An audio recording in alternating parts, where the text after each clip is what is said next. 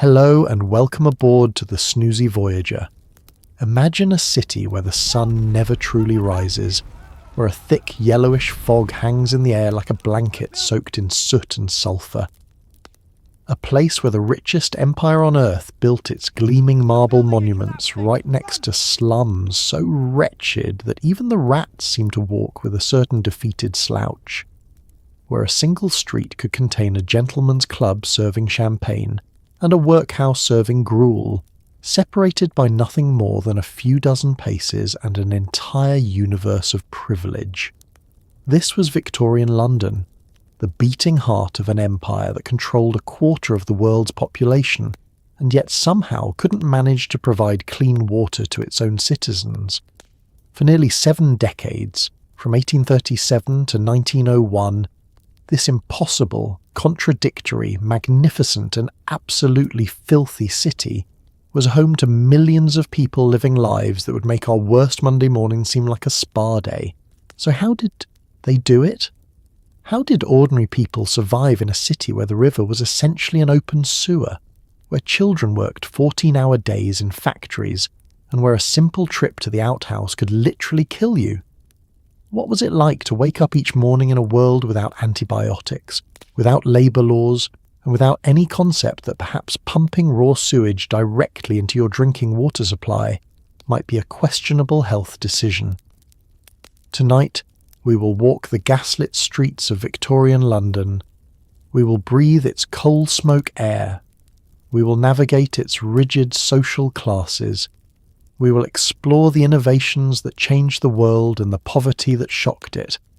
This is a story of incredible progress and stunning inequality, of a city that invented the modern world while stepping over bodies in the street. But before we begin our journey, please take a moment to like the video and subscribe. It's a simple and wonderful way to support the channel, and it means a great deal to me. I'm also always curious to know where in the world and at what time you're joining me tonight, so I'd really love to hear from you in the comments. And now, settle in. Let the noise of the modern world fade away, and let us travel back to a time of horse-drawn carriages, gas lamps, and the unmistakable smell of Victorian London. Congratulations, you've just woken up in 1850. The air tastes like pennies and smoke. Your back already aches, and somewhere in the distance, a street vendor is shouting about meat pies that you're fairly certain contain no actual meat. Welcome to Victorian London. Let's see if you make it to bedtime.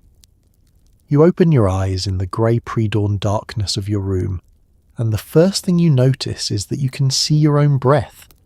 It's late October, and the temperature inside your lodging house is approximately the same as it is outside, which is to say, deeply unpleasant.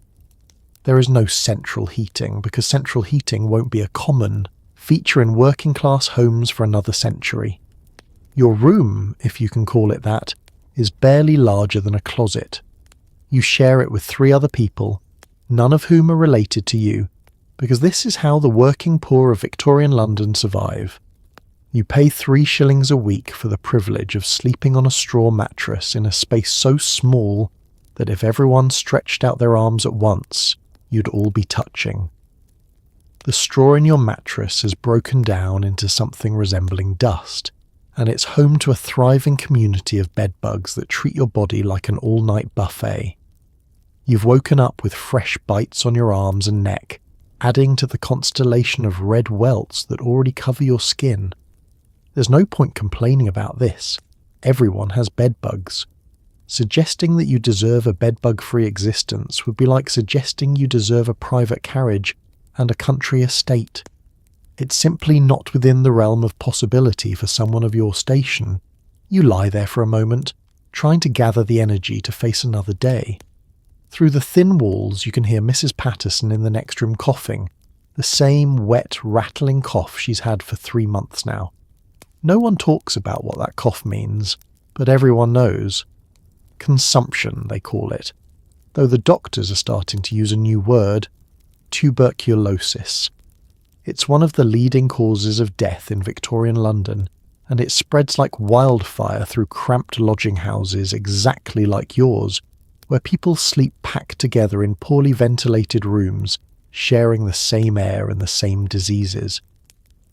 The room is lit by a single small window that looks out onto a narrow courtyard. The glass is so dirty that even when the sun rises, it filters through in a dim, greyish way that makes everything look like it's underwater. You've never cleaned that window because you don't own the room, and because cleaning supplies cost money you don't have. Besides, what would be the point? The view is of another brick wall approximately 6 feet away, so close you could reach out and touch it if the window actually opened, which it doesn't. You share this space with Thomas, who works at the docks and snores like a congested bear, Mary, who works as a seamstress and cries quietly into her thin blanket most nights, and young William, who's maybe 16 and who works as a climbing boy for a chimney sweep. William is the first to wake, as he always is, because his master requires him to be at work before dawn when the chimneys are cool enough to climb. You watch him dress in the darkness, pulling on his soot-stained clothes. His knees are scraped raw from climbing narrow flues, and he's developed a permanent cough from breathing in coal dust. He'll probably be dead before he's 25, and he knows it, but what choice does he have? The bell of a nearby church rings 5 times. You have exactly 1 hour to get yourself ready and make the 30-minute walk to the factory. If you're late, you don't work. If you don't work, you don't eat. It's a simple equation that governs your entire existence.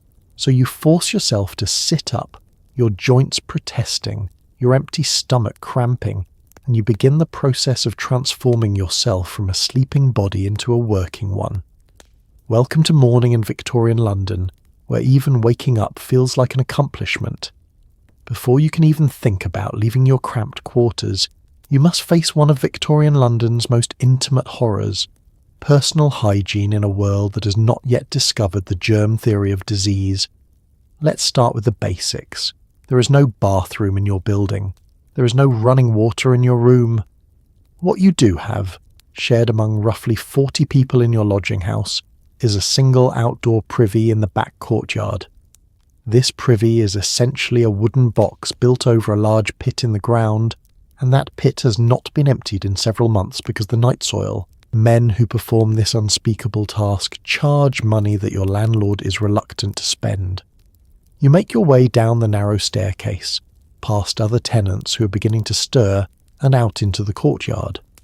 The smell hits you before you even reach the privy. It's a thick organic stench that seems to have physical weight. The privy itself is a small wooden structure with a door that doesn't quite close, and a hole in a wooden bench that opens onto the cesspit below. You can hear flies buzzing inside even though it's October, and most insects should be dead by now.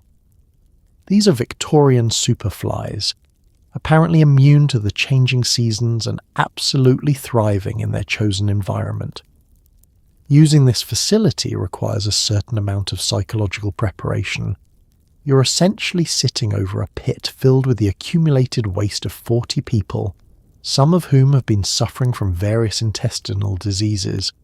The smell is indescribable, a combination of human waste, lime, that's been thrown in to mask the smell but mostly just creates a new and somehow worse smell, and the sweet sick odour of decomposition. You try to breathe through your mouth, but that somehow makes it worse because now you can taste it. There is no toilet paper because toilet paper won't be commercially available for several more decades. Instead, there are torn pieces of newspaper, and you're expected to supply your own. The wealthy use specially cut squares of soft paper, but that luxury is as far beyond your reach as a hot bath or a dental checkup. You use what you have, and you try not to think about the lead-based ink from the newspaper that's now in contact with some of your most sensitive areas. Washing your hands afterward would be a lovely idea, except there's no running water in the courtyard. There's a single pump that serves the entire building, but it's not functioning this morning because the mechanism is broken, and the landlord hasn't bothered to fix it, so you wipe, your hands on your clothes, and tell yourself that this is fine, that everyone does this, that the human race has somehow survived for thousands of years without the benefit of modern plumbing, and you will too. Here's something the history books don't emphasise enough. Victorian London smells absolutely terrible, and a significant portion of that smell comes from the basic impossibility of proper sanitation. The wealthy have started installing water closets in their homes, indoor toilets that flush waste away through a system of pipes. But these pipes all lead to cesspits, or directly into the Thames, so they've really just moved the problem rather than solved it. For you and millions of other working-class Londoners, the morning constitutional is a daily reminder that human dignity is a luxury good. You hurry back inside, already late, already behind. You haven't truly washed in a week because washing requires water, soap, privacy, and time, none of which you possess in adequate quantities. This is normal. This is life. The Victorians have convinced themselves that bathing too frequently is actually unhealthy, that water opens the pores and lets in disease, which is a convenient belief system when proper bathing is nearly impossible for most of the population. So you smell like sweat and factory dust and coal smoke and unwashed wool, and so does everyone else. It's the great equalizer of Victorian poverty, the one thing that truly unites the working classes. You all smell like you're losing a war against basic hygiene, because you are. Now that you've managed to wake up without freezing and handled your morning constitutional without plunging into a cesspit, it's time to get dressed. This should be simple, except that nothing about getting dressed in Victorian London is simple. You own exactly 2 sets of clothing, the one you're currently wearing, which you've been wearing for 3 days straight, and your Sunday best, which you save for church and special occasions like funerals and the rare job interview. The concept of owning multiple outfits and changing them daily is a luxury reserved for people who have servants to wash and iron their clothes, which is to say, not you. Your work clothes consist of a rough wool shirt that's been mended so many times, it's more mending than original shirt, a pair of trousers that are shiny with accumulated grime, a waistcoat that used to belong to someone else and still doesn't quite fit properly, and a coat that's missing most of its buttons. You pull these on in layers because layers are the only form of insulation available to you. The shirt goes on first, and it's stiff with dried sweat and factory dust. It chafes against your skin, but you barely notice anymore.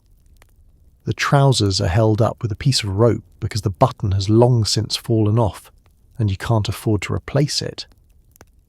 For women in your building, getting dressed is an even more complex ordeal. Victorian fashion demands that respectable women wear multiple layers, a chemise, drawers, a corset, a petticoat, and then the actual dress. The corset is particularly cruel, a contraption of whalebone or steel that's designed to compress the waist into an unnatural shape.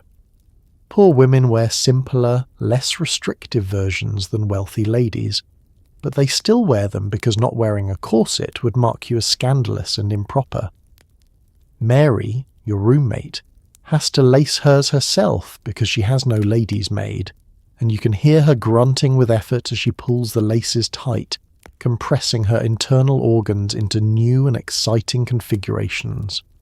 Your shoes are falling apart. The soles are worn through in places, and you've stuffed them with folded newspaper to provide a thin barrier between your feet and the filthy streets. This works for about half a day before the newspaper disintegrates into mush from moisture, and your feet are walking directly on the London pavement. New shoes cost more than a week's wages, so you'll be wearing these until they literally fall off your feet. In winter, this means your feet are constantly wet and cold, which leads to chilblains, painful inflammations of the skin that make every step feel like walking on broken glass. You don't own a hat, which is a social embarrassment of the first order. Every respectable Victorian male or female wears a hat outdoors. It's not just fashion, it's a marker of civilization, a sign that you're a proper person and not some kind of feral creature.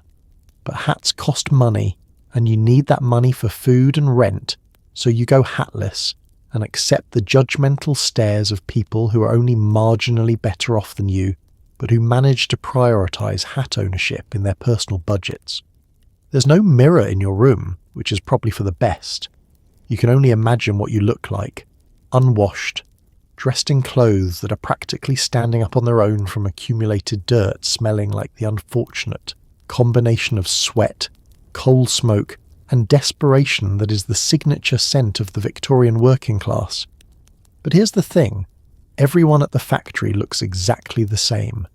You're all in this together, all dressed in the same grimy uniform of poverty, all pretending that this is normal and fine and not at all a sign that something has gone terribly wrong with the social order.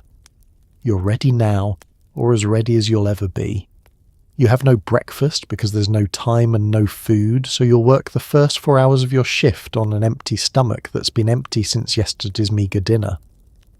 You step out into the pre-dawn darkness of Victorian London, just another anonymous worker joining the great daily migration toward the factories, the docks, the workshops, and all the other places where the empire's wealth is actually generated. You look like hell, you smell worse, and your feet are already hurting. It's going to be a long day. Breakfast in your world is not the cheerful meal of eggs, toast and coffee that the middle classes enjoy in their warm dining rooms. Breakfast for you is whatever you can afford that will keep your stomach from eating itself before lunchtime. If you're lucky and employed, you might have a slice of bread, some margarine if you're feeling fancy, and a cup of weak tea so diluted that you could practically see through it. The tea is made from leaves that have already been used twice before and sold to you by a street vendor who bought them from a house servant who stole them from her employer's kitchen. But today you're not even that lucky. You woke up late, you spent too long at the privy, and now you have exactly 15 minutes to make a 30-minute walk to the factory. There's no time for breakfast, which means you'll be working a 14-hour shift on nothing but the memory of yesterday's potato and the faint hope that you'll survive until dinner. Your stomach is already cramping with hunger, a sensation so familiar that you barely notice it anymore. Hunger is your constant companion, the background noise of your existence. As you hurry through the dark streets, you pass other workers in the same desperate rush. A woman walks by with 3 small children trailing behind her, all of them heading to the same factory you're going to because child labour is not just legal. It's economically necessary for most working families. You cannot survive on a single income, so everyone works, including children as young as 5 or 6. The woman is eating something as she walks, tearing off small pieces of bread and handing them to the children. This is breakfast for them, consumed on the move because there's no time for anything else. You pass a coffee stall, one of the mobile vendors who set up before dawn to catch the morning rush of workers. The smell of coffee and hot meat pies makes your mouth water and your stomach cramp harder. For 3 pennies you could have a cup of coffee and a pie. Breakfast that would actually sustain you through the morning's labour. But 3 pennies is 3 pennies. You earn approximately 1 shilling per day, which is 12 pennies, and after you pay for your rent and your evening meal, you have almost nothing left. Those 3 pennies could be the difference between eating dinner tomorrow or going to bed hungry. So you walk past the coffee stall, past the smell of food, past the promise of temporary relief from the gnawing in your belly. The Victorians have developed all sorts of philosophical justifications for this state of affairs. The wealthy classes believe that hunger builds character, that it teaches the poor to be industrious and frugal. They've convinced themselves that if working people had full bellies, they'd become lazy and immoral. This theory is remarkably convenient for people who've never missed a meal in their lives and who employ underfed servants to prepare their 5-course dinners. There's also the widespread belief that the poor simply don't feel hunger the same way that refined, sensitive middle-class people do. According to this logic, you, with your rough hands and your working-class constitution, don't really suffer when you skip breakfast. You're built for deprivation, like an ox or a machine. The fact that you're lightheaded from hunger and that your hands are shaking slightly is just your imagination, or perhaps a moral failing that could be corrected with more church-going and less complaining. By the time you arrive at the factory gates, your stomach is eating itself, and you're starting to feel genuinely faint. The factory bell rings, the doors open, and you file in with hundreds of other hungry workers. You'll stand at your station for the next 4 hours before the brief lunch break, operating dangerous machinery while malnourished and exhausted. Workplace accidents are common, but that's just the price of industrial progress. The machines don't care if you've eaten. The overseers don't care if you're hungry. The only thing that matters is that you keep working, keep producing, keep generating wealth for people who will eat more food at their breakfast table this morning than you'll eat in 3 days. This is the reality behind the glory of the British Empire, the workshops of the world they call London, the engine of industrial progress, but that engine runs on human suffering, and its fuel is the empty bellies of people like you. Think about that for a moment. The next time you skip breakfast by choice rather than necessity, the next time you casually throw away food because you're not quite hungry enough to finish it, you have options that a Victorian worker couldn't even imagine. They had hunger, fatigue, and the certain knowledge that tomorrow would bring more of the same. You step out into the street just as the city is beginning to wake up, and you're immediately hit by a wall of sensory information that your modern mind is utterly unprepared for. First, there's the smell. It's a complex bouquet of horse manure, coal smoke, rotting vegetables, human waste, and something else you can't quite identify but which makes your eyes water. Victorian London produces roughly 1,000 tonnes of horse manure every single day, and much of it is simply left in the streets to be slowly ground into a paste by carriage wheels and pedestrian traffic. The street you're walking on isn't paved with smooth asphalt. It's cobblestones, uneven stones that were laid decades ago and have shifted and settled into a treacherous landscape of gaps, holes and unexpected angles. In the dim pre-dawn light, you have to watch every step to avoid turning an ankle. The gaps between the cobblestones are filled with a substance that you try very hard not to think about too closely. It's mud mixed with horse manure, mixed with spilled beer, mixed with the contents of chamber pots that were emptied from upper-story windows, mixed with industrial runoff from nearby factories. This toxic slurry is about 2 inches deep in places, and it splashes up onto your already ruined shoes with every step. The street is narrow, barely wide enough for 2 carriages to pass each other, and it's flanked on both sides by buildings that lean inward slightly, blocking out what little light might come from the sky. These buildings are blackened with soot from thousands of coal fires, giving the entire streetscape a grim, almost charcoal sketch quality. Some of the buildings are shops with living quarters above, some are tenements like yours, and some are light industrial workshops where various trades are practiced. From one building comes the smell of a tannery, a stench so powerful that it makes the horse manure smell almost pleasant by comparison. As you walk, you're joined by more and more workers, all heading in the same direction like a human river flowing toward the factories. No one speaks. Everyone is focused on moving as quickly as possible, on not being late, on avoiding the penalty of lost wages.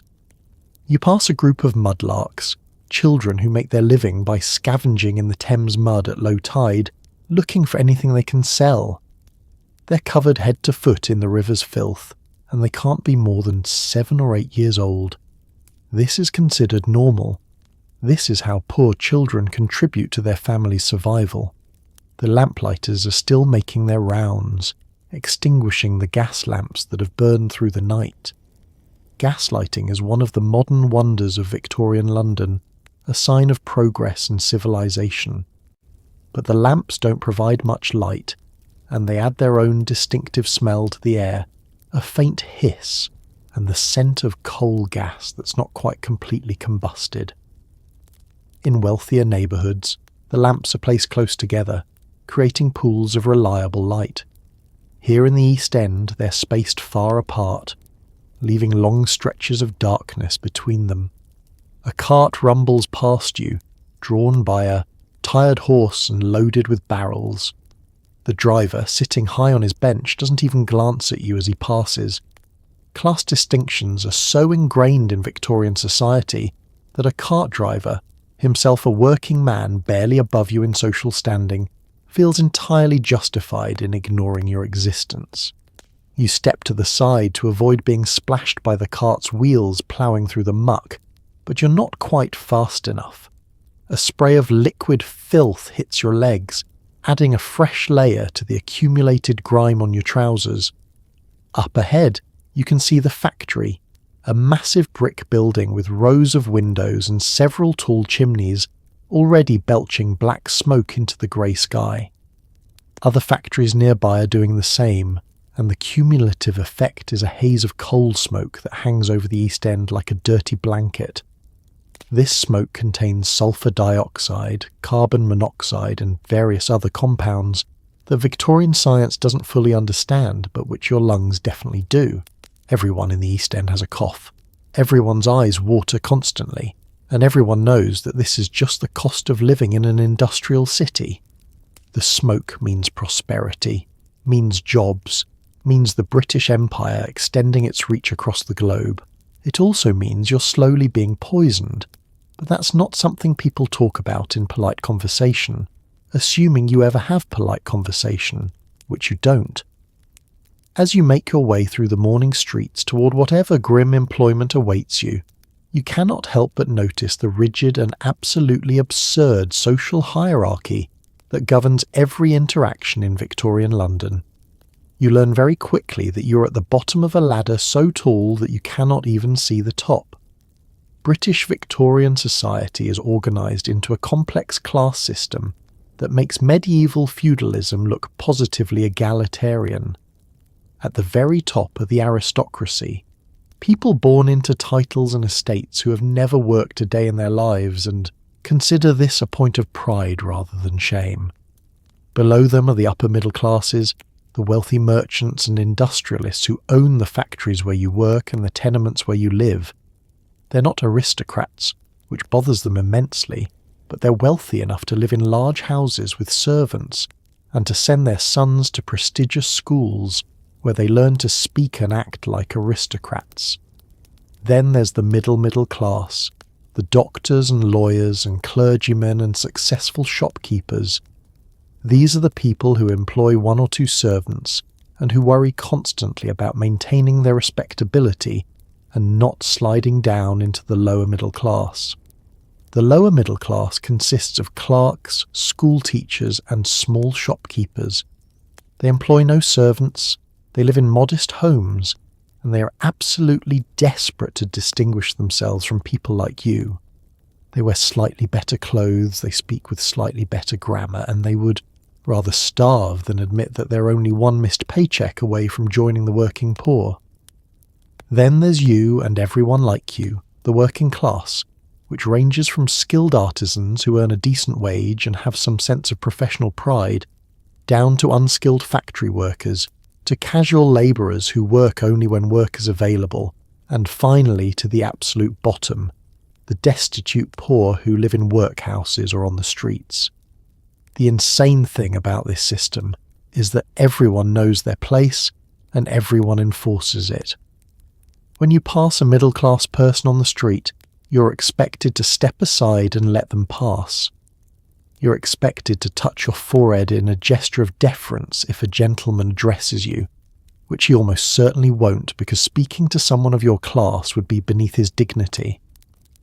If you somehow ended up in the same room as a middle-class lady, you would be expected to stand until given permission to sit, to speak only when spoken to, and to generally behave as though your presence was an unfortunate necessity that everyone was too polite to mention.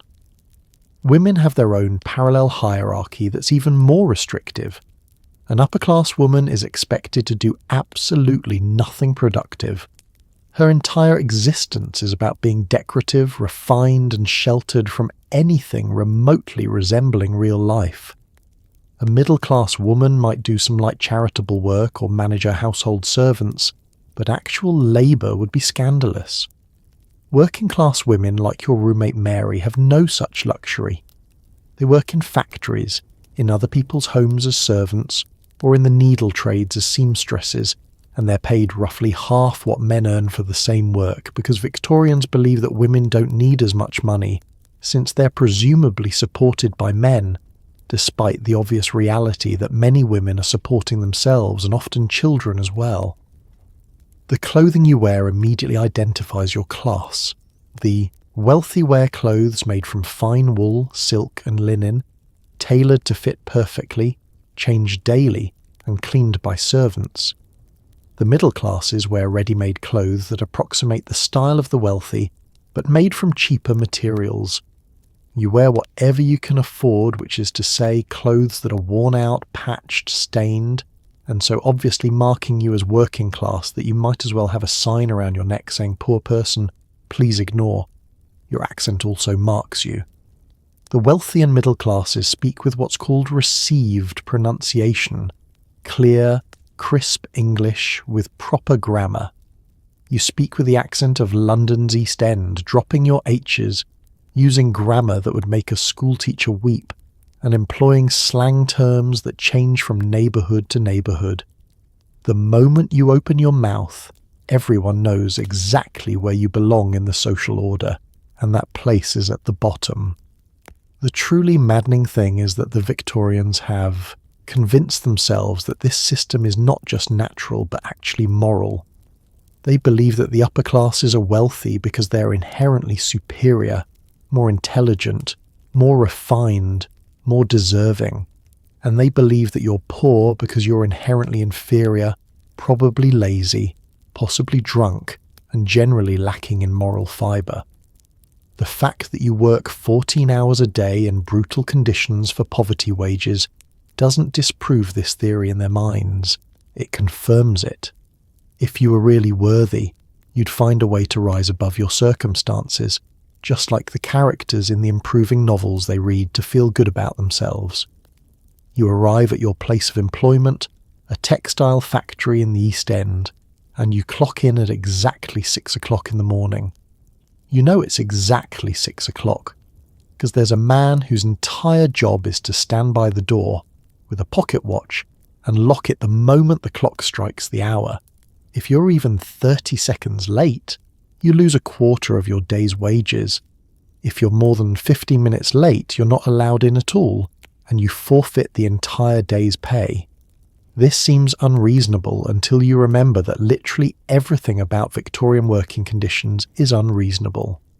The factory is a massive brick structure, 4 stories tall, with rows of windows that are kept closed to maintain the humidity level necessary for working with cotton thread. The building has the permanent smell of machine oil, human sweat and cotton dust, a combination that coats the back of your throat and never quite goes away. You enter through a narrow doorway that funnels hundreds of workers into the building in a controlled stream, past the timekeeper who marks your arrival in his ledger, past the overseer who watches everyone with suspicious eyes, and onto the factory floor. Before you can begin work, you must undergo the daily humiliation of the search. The factory owners are deeply concerned about theft, not of the dangerous machinery or the toxic working conditions or the poverty wages, but of their precious cotton thread. So every worker is subject to a pat-down search to ensure they're not smuggling out materials. Women workers have it worse, subjected to searches by stern female overseers that are invasive and degrading. The assumption is that every worker is a potential thief, that your poverty makes you morally suspect, and that you need to be constantly monitored and controlled. The factory floor is a vast open space filled with rows of power looms, each one a mechanical monster of wood, metal, and moving parts. The ceiling is low, barely 8 feet high, and it's supported by iron pillars that divide the space into sections. Overhead, you can see the network of leather belts and pulleys that transfer power from a central steam engine to each individual loom. This belt-driven system is an engineering marvel, that allows one steam engine to power hundreds of machines. It's also incredibly dangerous, with moving belts and exposed gears at head height, just waiting to catch a sleeve or a loose strand of hair. Your loom is the same one you work every day, machine number 47. You know this machine intimately. You know which of its sounds means it's working properly and which mean it's about to jam. You know exactly how much tension the thread should have and how to adjust it. You know where to stand to avoid the worst of the cotton dust that sprays out with each impact of the shuttle. This knowledge has been earned through long, painful experience, including the time in your second week when you stood too close and the shuttle flew out of the loom and hit you in the shoulder with enough force to leave a bruise that lasted for months. The overseer walks up and down the rows of looms, carrying a leather strap that serves as both timer and weapon. His job is to ensure maximum productivity, which means ensuring that you never stop working, never slow down, and never give him any reason to dock your pay, or worse, fire you and replace you with one of the hundreds of unemployed workers who would take your place in an instant. He's not a cruel man by nature, but the system requires cruelty. He's paid based on how much the workers in his section produce, so your exhaustion and suffering are, from his perspective, obstacles to his own economic success. The floor manager stands on a raised platform at one end of the room, where he can observe all the workers at once.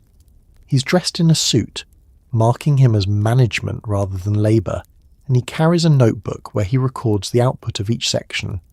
He never speaks to workers directly. He communicates through the overseers, maintaining the distance that the class system requires. To him, you're not a person with thoughts and feelings and a right to dignity. You're a unit of production, a slightly more complex version of the looms themselves, and your value is measured entirely in terms of how much cloth you can produce per shift. Around you, other workers are taking their positions at their own machines. You recognize most of them, you see them every day, but you don't really know them.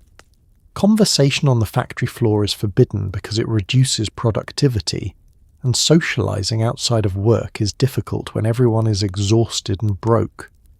So these people remain strangers with whom you share the most intimate experience of grinding poverty and exploitation, but whose lives remain mysteries. The woman at Loom 46 has been coughing blood for a week. The man at Loom 48 has a son who just died of cholera. You know these things because you can see them, but you've never exchanged more than a handful of words.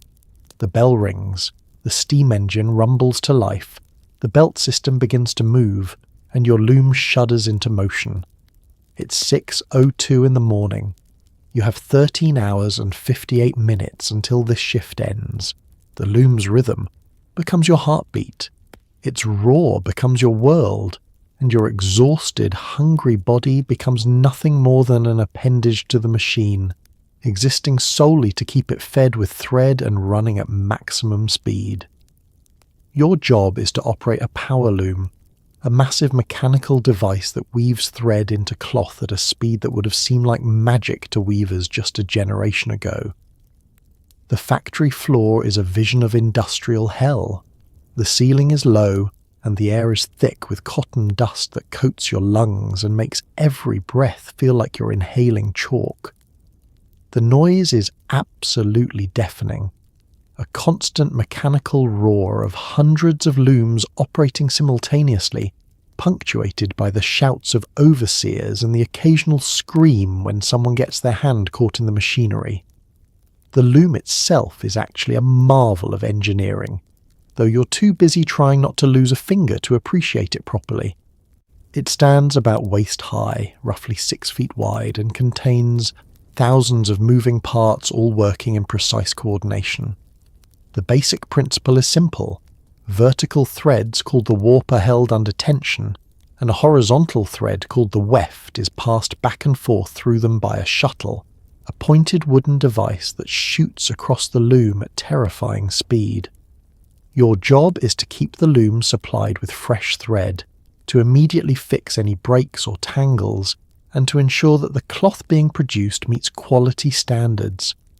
This sounds straightforward until you realise that you're responsible for not just one loom, but 3 of them, all running simultaneously. You're constantly moving between machines, checking tension, splicing broken threads, replacing empty shuttles with full ones, and trying to anticipate problems before they cause a machine to stop. Every minute of downtime is a minute of lost production, and lost production means the overseer standing behind you, asking pointed questions about why you can't seem to do your job properly. The cotton dust is the worst part, worse even than the noise and the danger. It fills the air in a visible cloud, floating in the shafts of grey light that come through the high windows. With every breath, you're inhaling thousands of tiny cotton fibres. They coat the inside of your nose and mouth. They make your eyes water constantly, and they settle deep in your lungs where they'll stay forever, slowly turning your lung tissue into something resembling scar tissue. The Victorians don't have a name for this condition yet, but in later decades it will be called byssinosis, or brown lung disease. For now, it's just called a factory cough, and every textile worker has it. The temperature on the factory floor is carefully controlled, but not for your comfort. Cotton thread works best in hot, humid conditions, so the windows are kept closed and the air is kept deliberately stifling. In summer, the factory floor is unbearable, temperatures well over 90 degrees with humidity to match. Workers faint regularly. In winter, the heat is almost welcome, except that the contrast between the hot, humid factory and the freezing streets outside means you're constantly sick with colds and flu that you can't afford to take time off to recover from. The work requires constant vigilance and quick reflexes. When a thread breaks, you have to immediately tie the ends back together using a special knot called a weaver's knot that has to be tight enough to hold, but small enough not to show in the finished cloth. This means working your fingers inches away from moving parts that could easily crush them. The shuttle shooting back and forth across the loom is essentially a wooden projectile, and if the mechanism that catches it fails, it will fly out of the machine with enough force to seriously injure or kill someone. This happens several times a year at your factory. Everyone knows it's a risk. Everyone keeps working anyway, because what choice do you have? Your hands are a mess of small cuts, bruises, and permanent calluses from handling rough thread and working around metal parts. Your hearing is starting to go from the constant noise. You have to shout to be heard, even when you're standing right next to someone. Your back aches from bending over the looms. Your feet throb from standing on the hard floor for hours.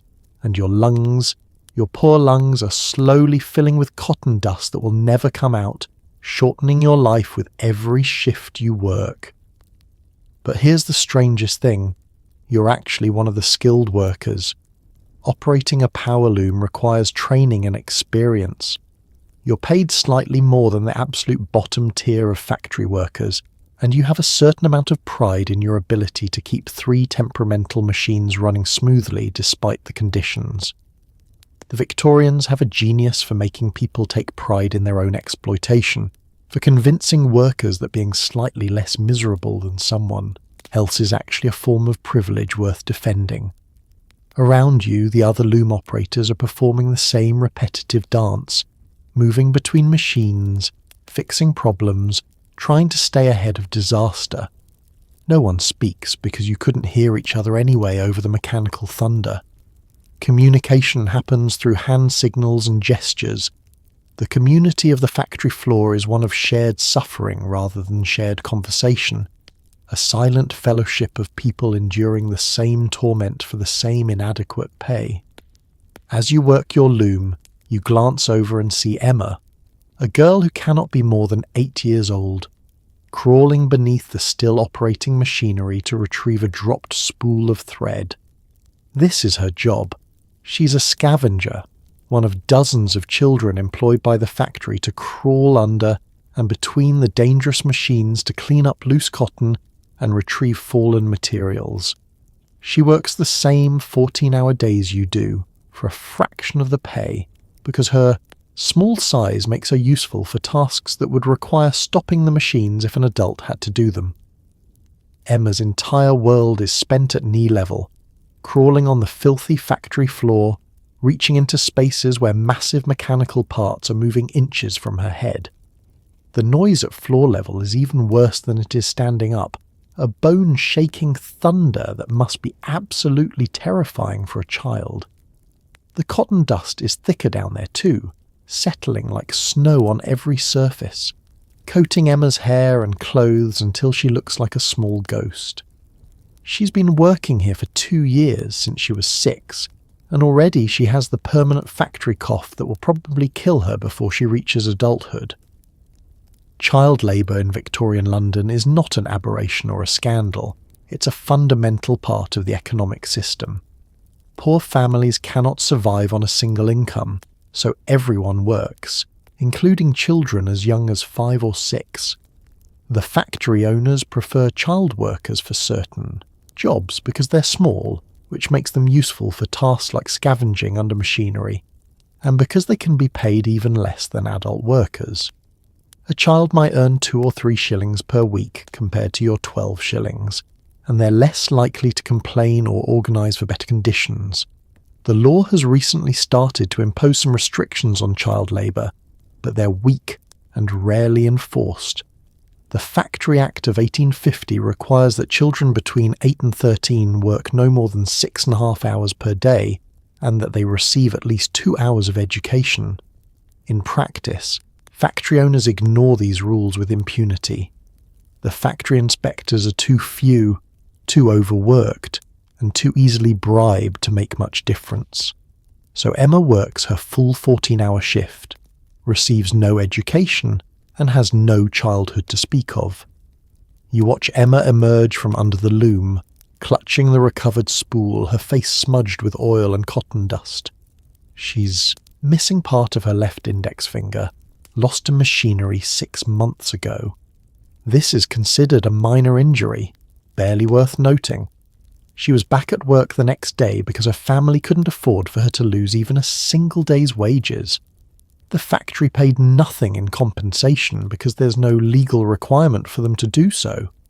Workplace injuries are considered the worker's own fault, a result of carelessness or moral weakness, rather than inevitable consequences of requiring children to crawl under dangerous machinery. The children in the factory are a haunting sight if you allow yourself to really see them. They're undersized from malnutrition, with the spindly legs and distended bellies that come from eating mostly bread and potatoes. Their growth is stunted by the long hours, the poor diet, and the lack of sunlight. They spend their entire childhoods indoors, in artificial light, never playing, never learning, never being children. Many of them have visible injuries, missing fingers, scarred hands, limps from badly healed broken bones. They age rapidly, their faces taking on the exhausted, defeated look of adults by the time they're 10 or 11. The overseer treats the children worse than the adult workers, shouting at them constantly, sometimes cuffing them on the ear if they're too slow. The logic is that children need more discipline, that they're naturally lazy and need the threat of punishment to keep them working. The fact that they're working 14-hour days at jobs that would exhaust a grown man doesn't enter into this calculation. They're children, and Victorian society has decided that childhood is a luxury that poor children cannot afford. Emma scurries past you toward the next machine, and for just a moment your eyes meet. You see in her face a weariness that no 8-year-old should ever experience, a resignation to suffering that breaks something in you every time you see it. But what can you do? Her family needs her wages. Your family needs your wages.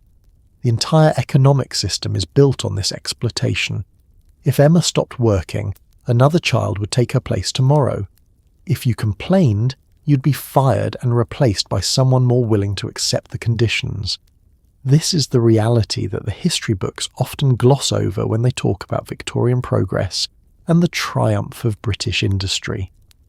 The magnificent buildings, the expanding empire, the trains and factories, and all the marvels of the industrial age were built quite literally on the broken bodies of children. Emma and thousands like her are the hidden cost of progress, the sacrifice the Victorian age demanded and received without a second thought. At precisely noon, a whistle blows and the machines shudder to a halt. You have exactly 30 minutes to eat your midday meal, which you've brought with you wrapped in newspaper because the factory provides nothing. You sit on the floor with the other workers because there are no chairs, no break room, no amenities of any kind. Your meal today is a piece of bread and a small chunk of cheese that's gone slightly soft in your pocket. You eat it anyway because food is not something you can afford to waste. The silence after the machines stop is almost shocking. Your ears are ringing from the noise, and it will be several minutes before you can hear normal conversation properly. Around you, other workers are unwrapping their own pitiful meals. Most people have bread, maybe with a scraping of butter or margarine if they're lucky. Some have a bit of cold bacon, or a hard-boiled egg saved from yesterday's dinner. A few have nothing at all. They sit with empty hands and empty stomachs, staring at nothing, trying to rest before the machines start up again. The factory does provide one thing: water. There's a single pump in the corner of the floor where you can fill your tin cup. The water comes from the same municipal supply as everything else in London, which means it comes from the Thames, which means it's probably contaminated with sewage and industrial waste and various other things you try not to think about. But it's wet and it's free and it washes down the dry bread, so you drink it and hope you don't get cholera. 30 minutes is not enough time to properly rest, not enough time to really recover from 6 hours of standing and bending and moving. But it's what you have, so you make the most of it. Some workers lie down right on the factory floor, using their coats as pillows, trying to snatch a few minutes of sleep. Others stand and stretch, trying to work out the knots in their backs and shoulders. A few gather in small groups to talk quietly, sharing gossip, complaining about the overseers, discussing the eternal question of where to find cheaper lodgings or more reliable work. You notice that the children get the same 30-minute break as the adults, which means they get the same amount of rest despite being children who need more sleep, more food, more everything. Emma is sitting against the wall, eating what appears to be a single slice of bread with nothing on it. She eats it slowly, making it last, chewing each bite thoroughly. This might be the only meal she gets today. Her family is even poorer than yours, and they depend on her wages just to keep a roof over their heads. The factory windows are too high and too dirty to see out of properly, but you can tell it's a grey day outside, the perpetual London weather of clouds and drizzle. Not that it matters. You won't see the outside world again until 8 o'clock tonight, when you'll stumble out into the darkness and make your way home, through streets that are just as grim as they were this morning. The concept of working while it's light outside and having your evenings free for leisure is something that applies to other people with different jobs and different lives. As you eat your bread and cheese, you think about the arithmetic of survival. You earn approximately 1 shilling per day. Your rent is 3 shillings per week. Food costs you perhaps 4 shillings per week if you're very careful. That leaves you with maybe 1 shilling per week for everything else. Clothes, shoes, soap, any unexpected expenses. There's no margin for error, no possibility of saving money, no hope of improving your circumstances. You're trapped on a treadmill of poverty that requires you to work every day just to stay in place. The whistle blows again. The break is over. You've had 30 minutes to eat, rest, and exist as something other than an extension of a machine. Now it's back to work for another 6 hours until the final whistle at 8 p.m. You stand up, your joints protesting, your stomach still not quite full, and you return to your station at loom number 47. The steam engine rumbles back to life, the belt system begins to move, and the mechanical thunder resumes. Your brief moment of humanity is over. You're a worker again, unit of production, a cog in the great machine of Victorian industry. Welcome to the rest of your shift. You've just returned to your loom after the dinner break, when you hear the sound that every factory worker dreads, a scream that cuts through even the mechanical thunder of the looms. James, who worked 3 stations down from you, has caught his hand in the machinery. You cannot see exactly what happened, but you can see the red spray on the white cotton thread, and you can hear his howling as 2 other workers drag him away from the still operating machine. The overseer shouts for everyone to return to work. The machines never stop. This is not the first industrial accident you've witnessed, and it won't be the last. Factory work in Victorian London is staggeringly dangerous, and there are no safety regulations worth mentioning. The machinery is designed for efficiency and profit, not for the protection of the human beings operating it. Moving belts, exposed gears, flying, shuttles and hundreds of other hazards are simply accepted as the cost of doing business. The fact that workers are maimed or killed regularly is considered regrettable but inevitable, like bad weather or spoiled food. James's injury is particularly gruesome.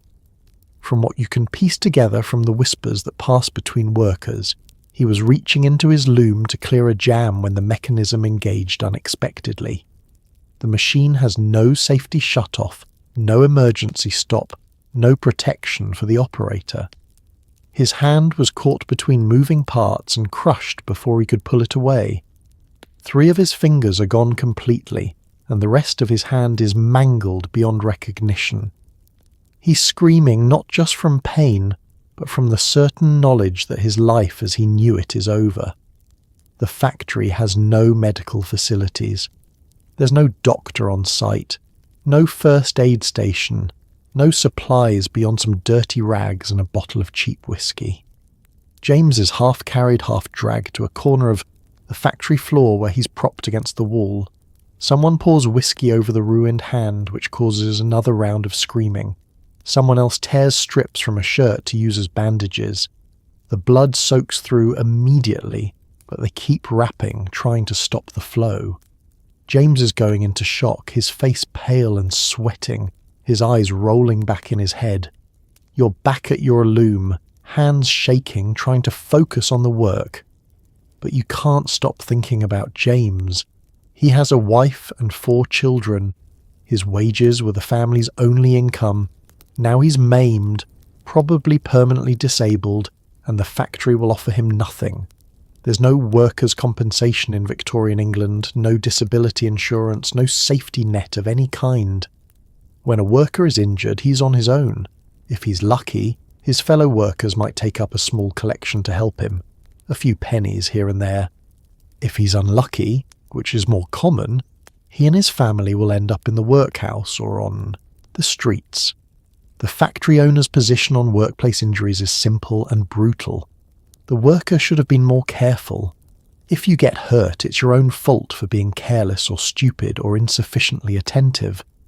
The fact that you're working 14-hour shifts while exhausted and malnourished, operating dangerous machinery in poor lighting with no training and no safety equipment, is not considered relevant. The machine is valuable. You are replaceable. This is the fundamental logic of Victorian industrial capitalism. Within 20 minutes, someone new is standing at James's loom, learning the job from the overseer. Life goes on, production continues. The factory's output for today will barely be affected by the fact that a man just lost his hand. By tomorrow, there will be a new worker permanently assigned to that station, and James will be a cautionary tale that people mention in hushed voices for a week or 2 before forgetting about entirely. Your hands are still shaking as you work. You're acutely aware of every moving part on your loom, every place where your fingers come close to mechanical danger. You've been lucky so far, no serious injuries in your 2 years at this factory. But luck is a finite resource, and every day you work here is another roll of the dice. You think about James's screaming, about the blood on the cotton, about his wife and 4 children, and then you push those thoughts down and focus on the work, because thinking about the danger makes you more likely to make a mistake, and making a mistake is how you end up like James. The afternoon stretches out before you like a prison sentence. You've been working for 8 hours already, and you have 6 more to go. Your feet ache, your back aches, your hands are cramping from the repetitive motions, and the cotton dust in your lungs makes you cough constantly.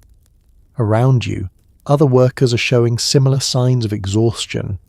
Victorian factory work is not just hard, it's specifically designed to extract the maximum amount of labour from human beings while providing the minimum amount of compensation or care. The light coming through the high windows has changed from the grey of morning to the slightly different grey of afternoon.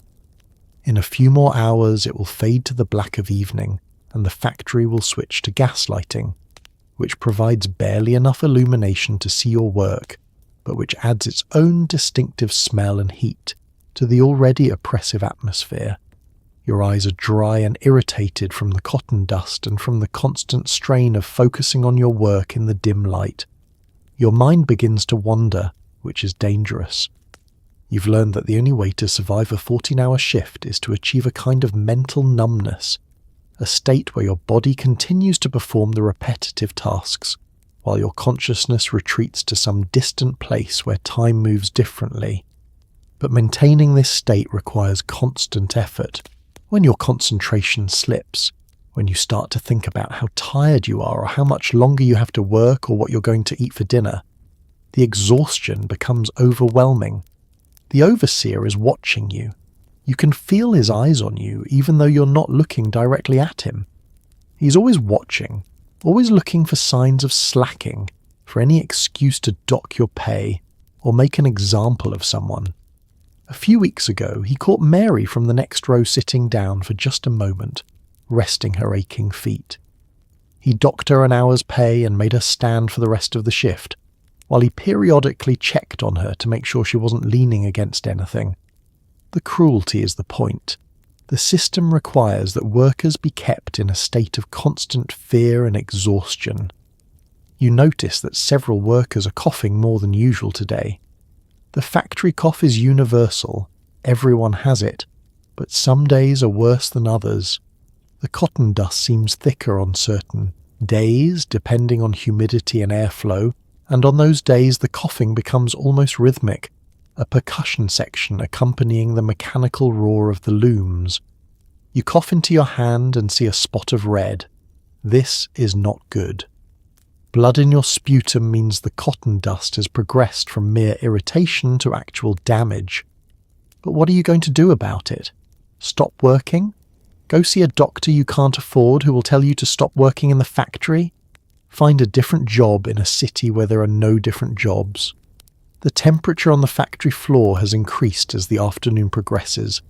The body heat of hundreds of workers combined with the heat from the steam engine and the lack of ventilation has turned the space into something resembling a sauna. Except saunas are supposed to be pleasant and therapeutic. This is just hot and miserable. Sweat is running down your back, soaking into your already filthy shirt. You're desperately thirsty, but the water pump is on the other side of the factory floor, and leaving your station without permission is grounds for punishment. So you wait, and you suffer, and you keep working. You think about the people who own this factory, the wealthy industrialists who collect the profits generated by your labour. They're probably having afternoon tea right now in their comfortable homes, eating small cakes and discussing the latest fashions or political developments. They've never set foot on this factory floor, never breathed this air, never experienced even 1 hour of the conditions they profit from. They believe, genuinely believe, that they've earned their wealth through their own merit and intelligence. The thought that their fortune is built on your suffering would strike them as absurd or even offensive. Time moves differently when you're this tired. Minutes stretch into hours, hours collapse into moments. You look at the clock on the wall, and it's 3 o'clock. You work for what feels like an eternity, You look again, and it's only 3:15.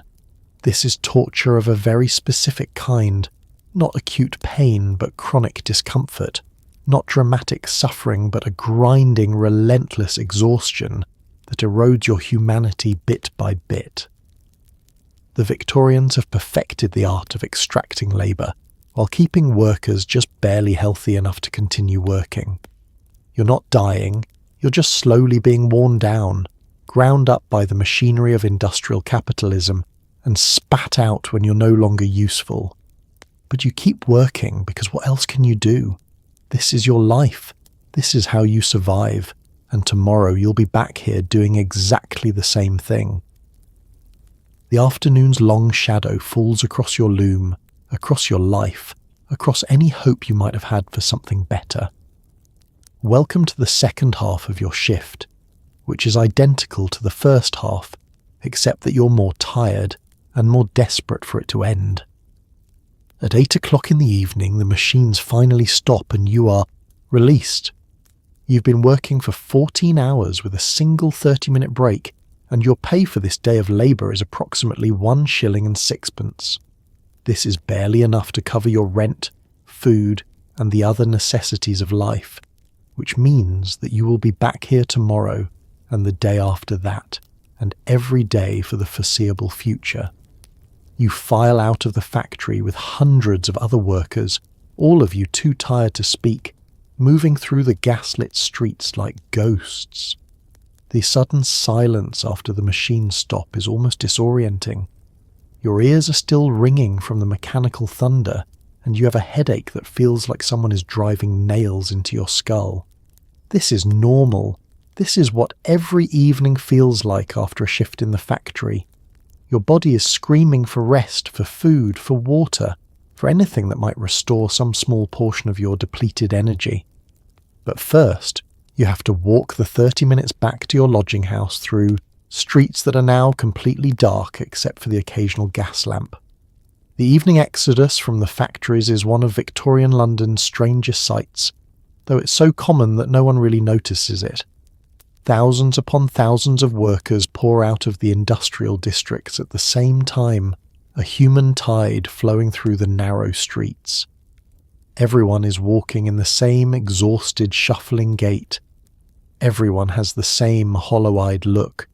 Everyone is covered in the distinctive marks of their particular trade. You're coated in cotton dust. The metal workers are stained with oil and metal filings. The tanners carry the smell of their work like a cloud. You pass other workers heading in different directions, the night shift arriving to take over from the day shift.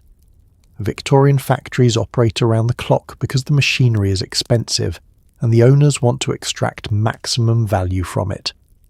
The night shift workers look fresher, more alert, not yet ground down by hours of labour.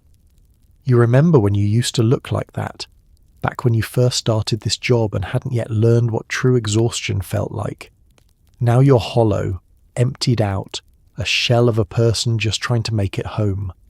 The streets are busier now than they were at dawn. Shops are still open, their windows glowing with gaslight. Street vendors are selling food, hot pies and roasted chestnuts and baked potatoes. The smells make your stomach cramp with hunger, but you have no money to spare. Your wages are already allocated, rent, food that you'll prepare yourself and nothing else. The idea of buying prepared food from a street vendor is a luxury so far beyond your means that it's almost laughable. You pass a pub that's already full of workers who stopped in for a pint on their way home. The Victorians have created an entire industry around separating working people from their wages, and pubs are at the centre of it. The appeal is obvious. After 14 hours in a factory, the chance to sit down in a warm room with a drink and some companionship is tremendously tempting. But you've seen what happens to people who can't resist that temptation. They spend their wages on drink, they fall behind on rent, they lose their lodgings, they end up on the streets or in the workhouse. So you walk past, though every step requires an act of will. The gas lamps cast strange shadows on the street, and you're constantly having to watch your footing on the uneven cobblestones. Your shoes are falling apart and you can feel every stone through the thin soles. Your feet are wet from stepping in puddles of things you don't want to think about. You're cold now that you're no longer on the heated factory floor and your sweat-soaked clothes are chilling against your skin.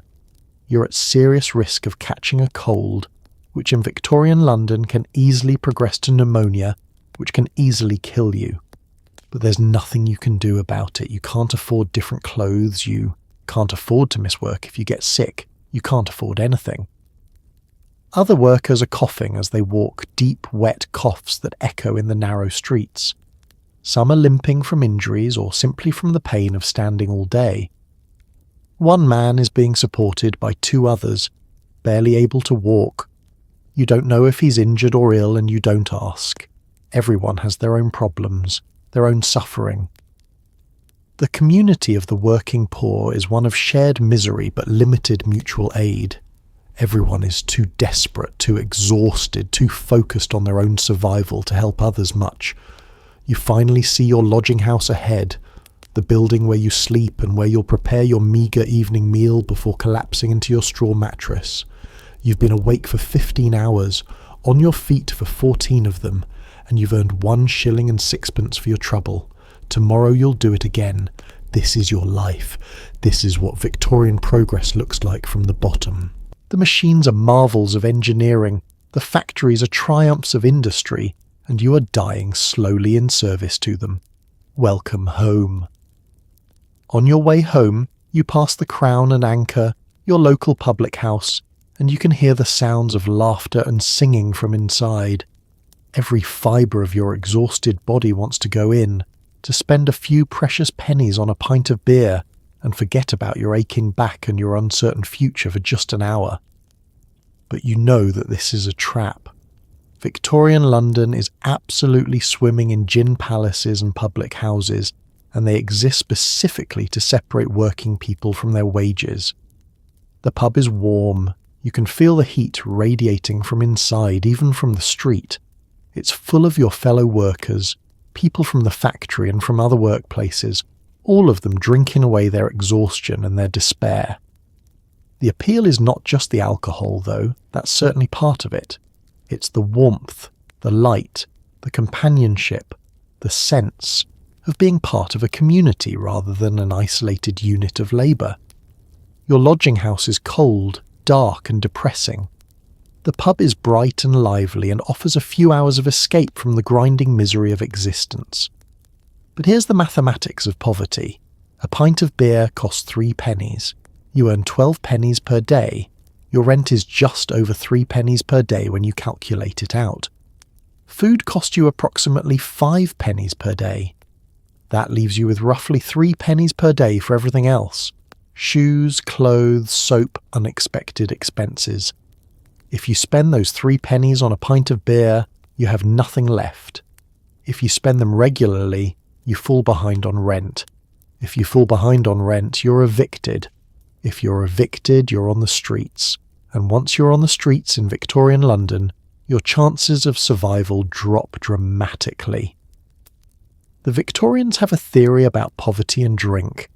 They believe that the poor are poor because they drink, rather than understanding that the poor drink because they're poor. The temperance movement is gaining strength.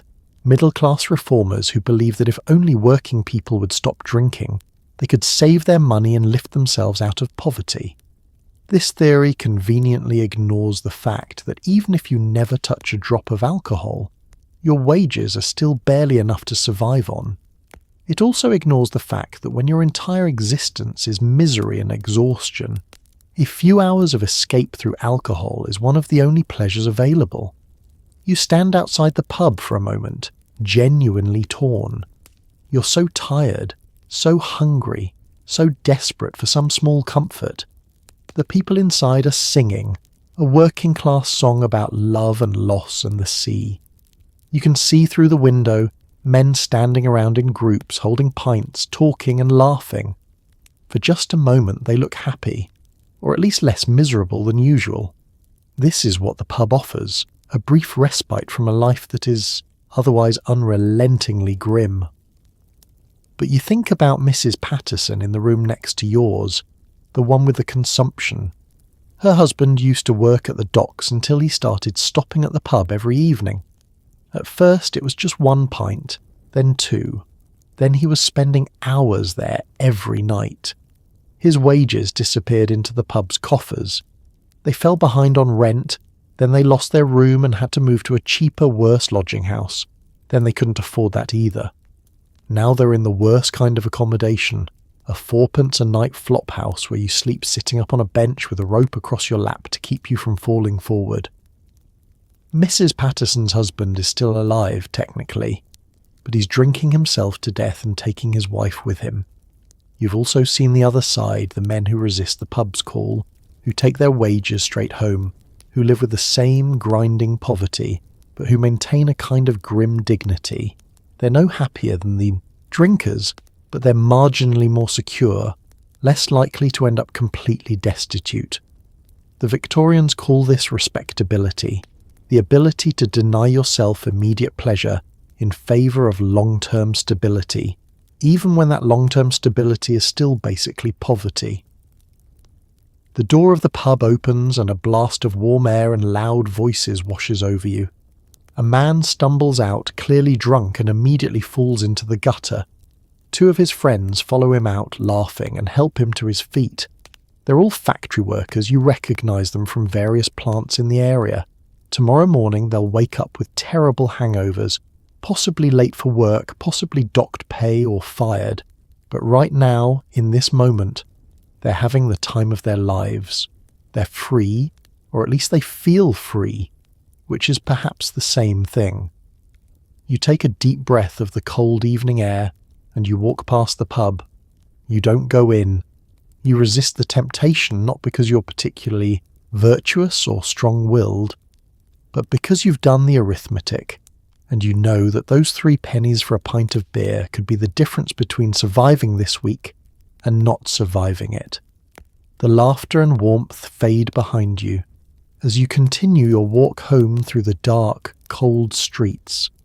You've made the responsible choice, the respectable choice. You don't feel good about it. You just feel tired and cold and very, very alone. You arrive back at your lodging house just after 9 o'clock and climb the narrow stairs to your room. Your evening meal is waiting for you, which is to say, there is no evening meal waiting for you because you have to prepare it yourself from the meagre supplies you keep in a small box under your bed.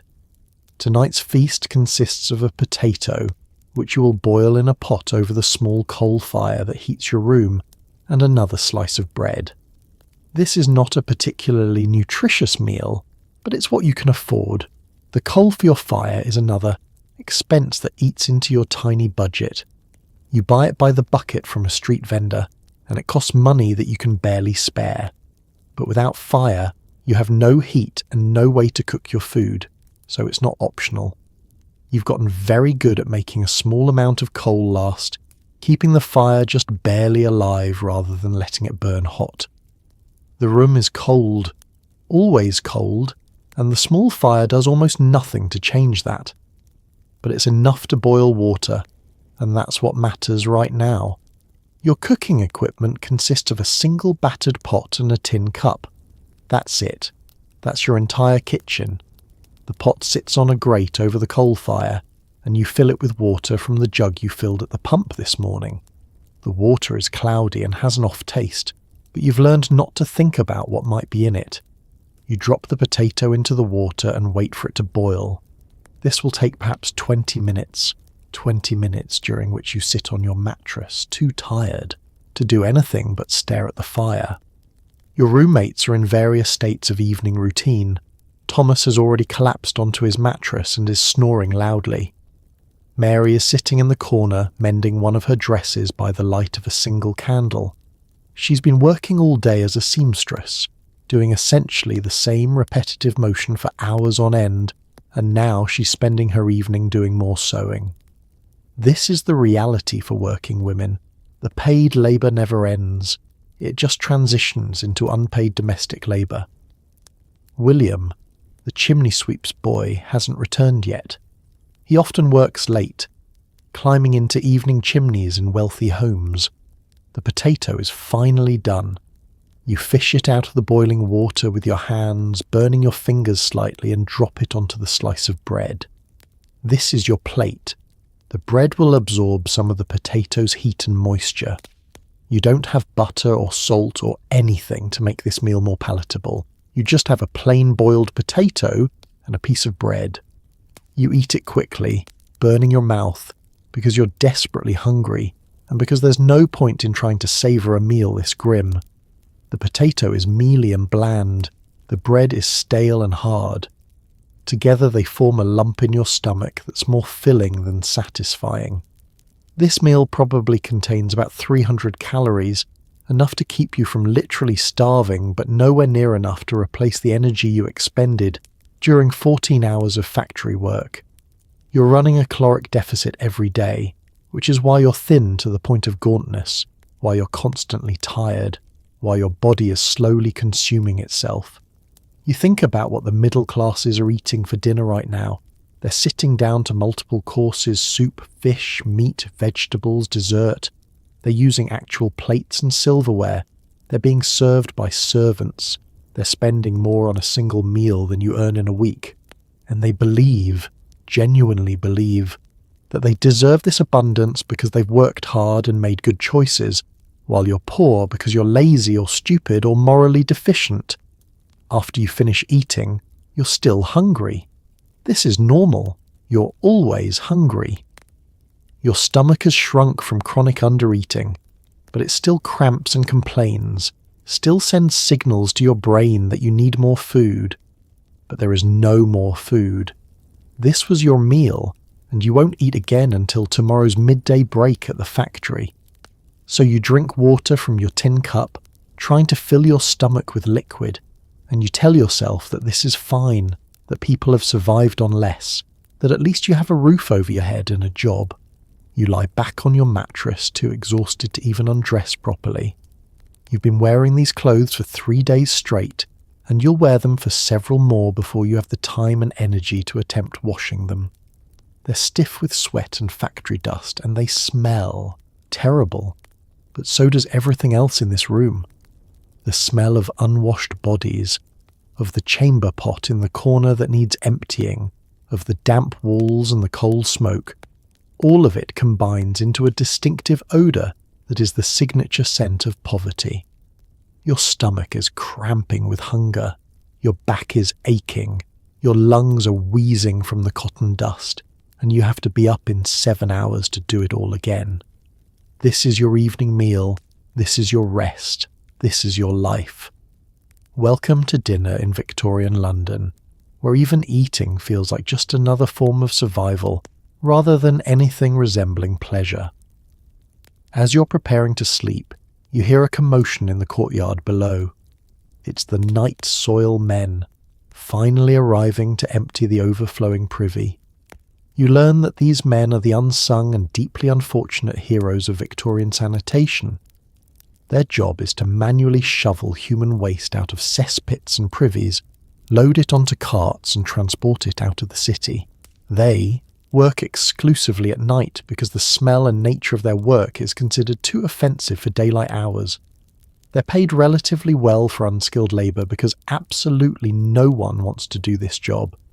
You hear the sounds of their work drifting up through your window, the scrape of shovels, the splash of liquid, the low voices of men coordinating their efforts in the darkness. The smell intensifies dramatically, a thick organic stench that makes your already queasy stomach lurch. You pull your thin blanket over your face trying to block out the odour, but it seeps through everything, permeating the air of your room. This is one of the hidden realities of Victorian London. The city's waste doesn't just disappear, it has to be manually removed by men willing to literally wade through human excrement for money. The night soil men typically work in teams of 3 or 4. 1 or 2 men go down into the cesspit itself, using buckets to scoop out the contents and pass them up to their partners above. The men working in the pit are taking their lives in their hands, Cesspits regularly produce methane and other toxic gases, and men have been known to pass out and drown in sewage or die from gas inhalation. It's dangerous, degrading work, and yet it's absolutely essential to keeping the city even marginally habitable. The collected waste is loaded onto specially designed carts with sealed containers, though the seals are never quite perfect, and the smell follows the carts wherever they go. The night soil men then drive these carts out of the city to designated dumping areas, or increasingly to farms where human waste is used as fertilizer. The Victorians call this night soil because calling it what it actually is would be too vulgar for polite society. This linguistic squeamishness about bodily functions is deeply Victorian. They're happy to use human waste to fertilise their crops, but they mustn't actually talk about it in plain language. The men doing this work occupy a strange position in Victorian society. They're necessary but despised, essential but invisible. They work at night so that respectable people don't have to see them or acknowledge what they're doing. They're paid better than many factory workers, which tells you something about how awful the job is, money being the only possible motivation to do this work. And yet, they're treated as pariahs. People cross the street to avoid them even when they're not working. The smell apparently clings to them permanently. You think about the fact that just a few streets away, wealthy Victorians are installing those new water closets in their homes, indoor toilets that flush waste away with a pull of a chain. It seems like magic, like modernity, like progress. But that waste is just being flushed into cesspits that still have to be emptied by night soil men, or into the Thames where it contaminates the city's drinking water. The Victorians have invented a way to not see their own waste, but they haven't actually solved the problem of what to do with it. The sounds from the courtyard continue for another hour. You try to sleep, but the smell and the noise make it difficult. Eventually you hear the cart rumbling away, the night soil men moving on to the next lodging house, the next overflowing cesspit. The smell will linger for days, but at least the privy will be usable again tomorrow morning. This is considered progress. This is considered normal. This is just another aspect of life in Victorian London that you have to accept. The night soil men are a reminder of the fundamental impossibility of fitting millions of people into a city that wasn't designed for them, that doesn't have the infrastructure to handle them. Every biological function becomes a crisis. Eating requires food that you can't afford. Drinking requires water that's contaminated. And waste disposal requires men to literally shovel excrement in the darkness. The Victorians are very proud of their civilization, very proud of their empire, very proud of their progress. But down here in the working class districts, civilization is held together by night soil men and luck. You finally drift off to sleep, the smell of the cesspit still hanging in the air, the sounds of the night soil men's cart fading into the distance. Tomorrow morning you'll use that newly emptied privy, you'll drink water pumped from the contaminated Thames, and you'll go back to the factory for another 14-hour shift. The cycle continues, the machines of industry and biology grinding away, and you're caught between them, just trying to survive. Welcome to Victorian sanitation, where even basic human functions are complicated by poverty and the sheer impossibility of the city you live in. You lie in your bed trying to fall asleep, but Victorian London does not believe in silence. From the street below comes the constant sound of horses' hooves on cobblestones, the rattle of late-night delivery carts, and the cries of various street vendors selling everything from matches to meat pies, at hours that seem specifically designed to prevent sleep. From the room next door comes the sound of the family with 6 children, all sleeping in a space smaller than your closet, their coughs and cries filtering through the thin walls. The city never truly sleeps, it just changes its rhythm. During the day, it's the roar of industry and commerce. At night, it's a different kind of activity, the movement of goods and people who work while others sleep. the sounds of poverty and desperation that are slightly less concealed by darkness. You hear footsteps on the stairs, someone coming home very late or leaving very early. You hear angry voices from somewhere in the building, a domestic dispute that could turn violent, or could just be the ordinary sound of people living in too close proximity, with too much stress and too few resources. Outside, a street vendor is calling out his wares.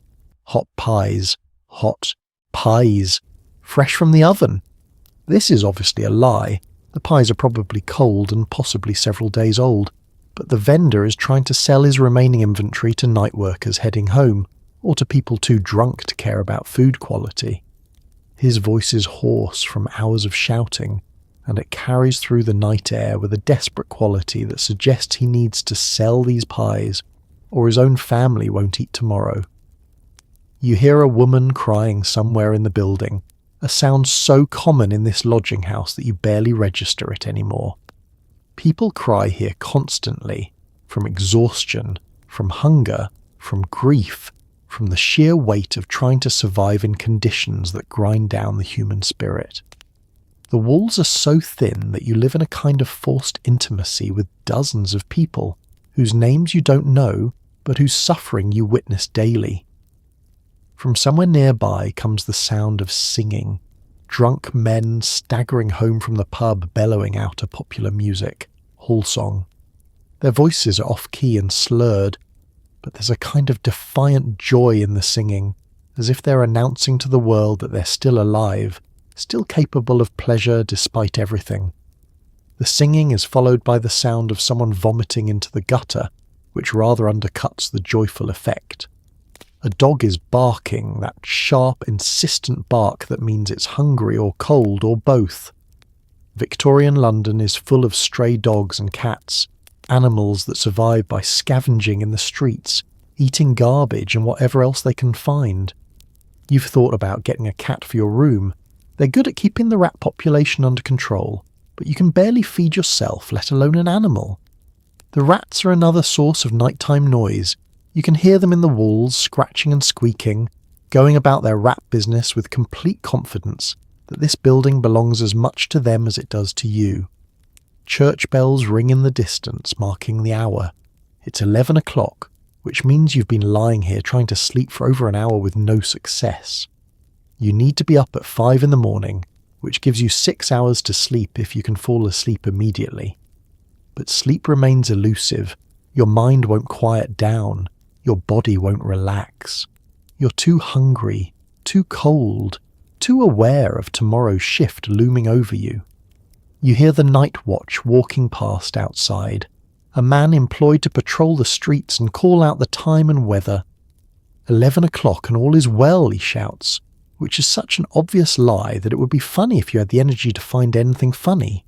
All is not well. All is quite definitively not well. But this is the formula. This is what he's paid to say. So he says it. Mrs. Patterson in the next room starts coughing again, that terrible wet rattle that shakes the wall between your rooms. The coughing goes on and on, each breath a struggle, each exhalation bringing up what sounds like pieces of her lungs. Her husband says something in a low voice, probably trying to comfort her, but the coughing continues. You know how this story ends. You've seen consumption take people before, but there's nothing anyone can do. Doctors cost money, medicine costs money, rest cost money in the form of lost wages. So Mrs. Patterson coughs and coughs while everyone around her tries to sleep and pretends they can't hear her dying. The sounds of Victorian London at night are the sounds of a city that's bursting at the seams. Too many people crammed into too little space, all of them struggling to survive, all of them making noise as they do it. There's no escape from it, no quiet corner where you can rest in peace. Even sleep, when it finally comes, is interrupted by sounds, by the movements of your roommates, by your own coughing, by the rats and the night vendors and the church bells marking time. You finally drift off sometime after midnight, exhausted beyond the point where sleep requires silence or comfort. Welcome to the night in Victorian London, where even rest is just another form of endurance. Let's talk about something that polite Victorian society prefers not to discuss. The fact that most people in London smell absolutely terrible. You, despite your best efforts, smell terrible. Your neighbours smell terrible. The person standing next to you on the street smells terrible. This is not a moral failing, it's a mathematical inevitability. Taking a proper bath in Victorian London requires access to a bathtub, which you don't have, hot water, which requires either a servant to heat and carry it, or a modern gas heater that won't be common for decades, and enough privacy and time to actually bathe, which is a luxury you certainly cannot afford. The working classes of Victorian London typically bathe perhaps once a month if they're lucky, and that's being generous. Your weekly routine involves wiping down your face, hands, and other essential areas with a damp cloth and cold water, but this is not the same as actually being clean. Your clothes are rarely washed because washing requires water, soap, time, and a place to hang clothes to dry. You own 2 sets of clothes total. If you wash one set, you have nothing to wear while it dries. So you wear the same clothes for weeks on end, and they accumulate layers of sweat, factory dust, street grime, and everything else. The smell of the Victorian working class is a complex bouquet. There's the sharp smell of sweat, intensified by the fact that you're doing hard physical labour in a hot, humid factory environment. There's the musty smell of wool clothing that never fully dries in London's damp climate. There's the smell of coal smoke that permeates everything. You're constantly breathing it, walking through it, burning it in your fire. Your clothes, your hair, your skin all absorb it until you smell like a chimney. And underneath all of that is the smell of unwashed human body, a sour, organic odour that every mammal produces when they can't practice regular hygiene. The middle and upper classes are obsessed with this smell. To them it's proof of moral inferiority, proof that the working classes are fundamentally different creatures who don't deserve better conditions. They write articles in newspapers about the great unwashed masses. They hold their handkerchiefs to their noses when they have to pass through working-class neighbourhoods. They develop elaborate theories about how the smell is connected to disease and moral corruption. What they don't write about is the fact that being clean requires resources that they take for granted and that working people simply don't have. Public baths are starting to appear in Victorian London, charitable institutions where working people can pay a penny or two for access to a bath with hot water. These are tremendously popular, but there aren't nearly enough of them to serve the population, and even a penny is an expense that many people can't afford. So most people remain dirty, not by choice but by necessity. You've been to a public bath exactly once, spending precious pennies on the experience, and you remember the almost shocking feeling of being truly clean, of washing away weeks of accumulated grime, of wearing clothes that didn't smell like death. It lasted maybe 2 days before you were dirty again. The wealthy Victorians have a different relationship with bathing, but it's not as advanced as you might think. They have servants to heat and carry water, they have actual bathtubs, they have privacy and time, but many of them still believe that bathing too frequently is unhealthy, that it weakens the constitution and lets in disease through the opened pores, so even wealthy Victorians might only bathe once a week, or even less frequently. They compensate by changing their clothes frequently, and using perfumes and powders to mask odours, options that are not available to you. The smell becomes such a constant part of your life that you barely notice it anymore. You've become nose blind to your own odour and to the odours of everyone around you. It's only occasionally when you encounter someone who's recently bathed or when you get a whiff of yourself, reflected back in some unexpected way, that you're reminded of how terrible you must smell to anyone with a fresh nose. But what can you do about it? Prioritise bathing over eating? Spend money on soap that you need for rent? Take time off work to wash clothes and lose wages you can't afford to lose? The Victorian era is often portrayed as a time of great refinement and elegance, of ladies in beautiful dresses and gentlemen in fine suits. And that's true for the small percentage of people who are wealthy.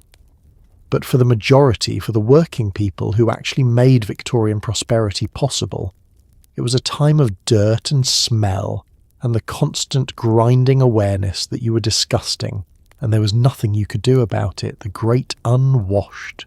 Masses weren't unwashed because they were lazy or immoral. They were unwashed because water, soap, time and privacy were all luxuries they couldn't afford. You lie on your mattress, aware of how you smell, aware of how your roommates smell, aware of the general funk that hangs in the air of this room.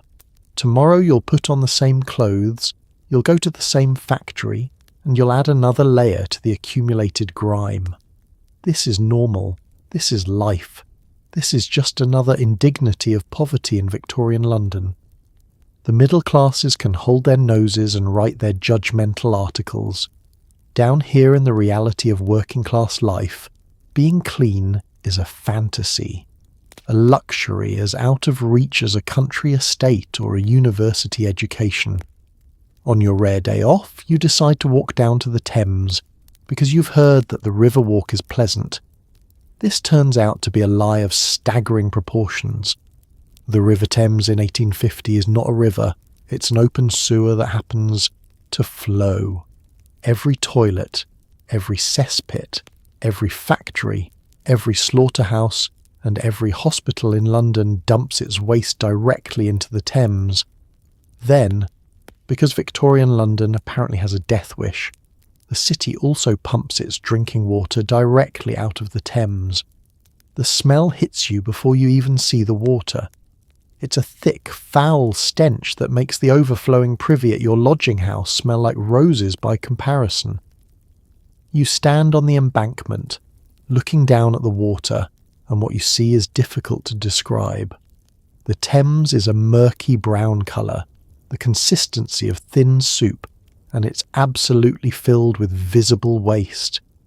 You can see pieces of raw sewage floating past, dead animals, industrial waste, and things you can't identify and don't want to think about too closely. The riverbanks at low tide are even worse than the water itself. They're exposed mud flats that consist of river silt mixed with human waste, dead animals, and toxic industrial runoff. These mud flats are home to the mudlarks, the children you saw this morning who make their living by scavenging anything of value from this toxic sludge. They wade through it in their bare feet, picking up coins, bits of metal, pieces of rope, anything they can sell. They're covered from head to foot in filth, and many of them develop serious infections from open wounds exposed to the sewage-contaminated mud. The truly insane thing is that this same river is the source of London's drinking water. Multiple water companies have intake pipes along the Thames, sucking up river water and distributing it to neighbourhoods throughout the city. The water you drank this morning, the water you used to boil your potato last night, came from this sewage-filled river. The water companies do some basic filtering, running the water through sand and gravel, but this does almost nothing to remove the actual contamination. They're essentially selling people sewage water and calling it clean. The result is predictable: cholera. Victorian London suffers regular cholera epidemics that kill tens of thousands of people. The disease spreads through contaminated water, causing severe diarrhoea that dehydrates people to death within hours or days. The Victorians don't understand this yet. They believe cholera is caused by bad air or moral weakness or any number of other theories, but they can't figure out why it keeps coming back. The answer is literally flowing right in front of them in the brown, sewage-filled Thames. You watch as a sewer pipe vomits a stream of liquid filth directly into the river. This is normal. This is legal. This is how the city's sanitation system works. There are dozens of major sewers that empty directly into the Thames, and hundreds of smaller pipes and drains doing the same. The river is where London puts everything it doesn't want to think about, and then the river kindly provides the water for everyone to drink. It's a system so perfectly designed to spread disease that if it had been created deliberately to kill people, it couldn't be more effective. The wealthy Victorians who live upstream, or who can afford to have their water delivered from cleaner sources, are largely protected from the worst effects. But down here in the working class districts where water comes straight from the Thames with minimal filtering, cholera is a constant threat. You know people who've died from it, their bodies racked by unstoppable diarrhea, their skin turning blue from dehydration, dying in agony while doctors stand around looking baffled and prescribing useless treatments. In a few years, a doctor named John Snow will prove that cholera is spread through contaminated water, not through bad air. He'll track an outbreak in Soho to a single water pump, and he'll convince the authorities to remove the pump handle, immediately stopping the outbreak. This will be a revolutionary moment in public health, proof that diseases are caused by specific contaminants rather than vague miasmas. But that hasn't happened yet, and in the meantime people keep drinking from the Thames and people keep dying. You stand on the embankment looking at this toxic river, and you think about the fact that you're expected to drink this water, to wash in it, to use it for cooking. You think about the mudlarks wading through the sewage. You think about the thousands of people upstream who are flushing their toilets into this same river. And you think about the fact that the people running the city, the wealthy politicians and industrialists, know all of this and simply don't care enough to fix it. The Thames should be beautiful, a grand river flowing through a grand city. Instead, it's a monument to Victorian negligence and to the fundamental disregard for working class lives. You turn away from the river, having seen more than enough, and you head back to your lodging house. You're thirsty, and you know that when you get home, you'll drink water that came from that brown, sewage-filled river, because that's the only water available. Welcome to Victorian public health, where the water supply is literally sewage, and everyone just accepts this as normal. In the evening, after your meagre dinner, you allow yourself a small luxury. You pull out the latest instalment of your Penny Dreadful, a serialized story printed on cheap paper that costs exactly 1 penny. These publications are the Netflix of Victorian London, offering the working classes access to entertainment and escape. Your current favourite is a gothic tale involving a mysterious nobleman, a haunted castle, and a beautiful maiden in distress. The prose is purple, the plot is ridiculous, and the printing quality is so poor that some of the words are barely legible. Penny Dreadfuls are called that for a reason. They cost a penny, and they're considered dreadful by anyone with refined literary taste. The middle classes view them with horror, believing they corrupt the morals of working people by filling their heads with stories of crime, violence, and sensational adventure. The stories are indeed quite lurid, featuring murders, ghosts, pirates, highwaymen, and all manner of adventures that are as far removed from your daily life as possible. That's exactly why you love them. This week's instalment features your hero, a gentleman thief named Richard, who's actually a nobleman in disguise who steals from the corrupt wealthy to help the poor. The irony is not lost on you that in reality the wealthy steal from the poor through wage theft and exploitation. But in the fantasy world of the Penny Dreadful, justice is served and the righteous prevail. Richard is currently trapped in a dungeon beneath the villain's castle, but you know from previous installments that he'll escape through some clever trick and probably save the maiden at the same time. The story's absurd, the writing is melodramatic to the point of parody, and you don't care at all because for these few precious minutes, you're not in a freezing lodging house with an empty stomach and an aching back. You're in a castle, you're having adventures, you're living in a world where individual courage and cleverness matter, where heroes exist and justice prevails. The Penny Dreadful offers something that's otherwise completely absent from your life: hope, entertainment, and the suggestion that the world might be more interesting than the daily grind of factory work. The paper quality is terrible, printed on the cheapest possible stock with ink that smears if you touch it.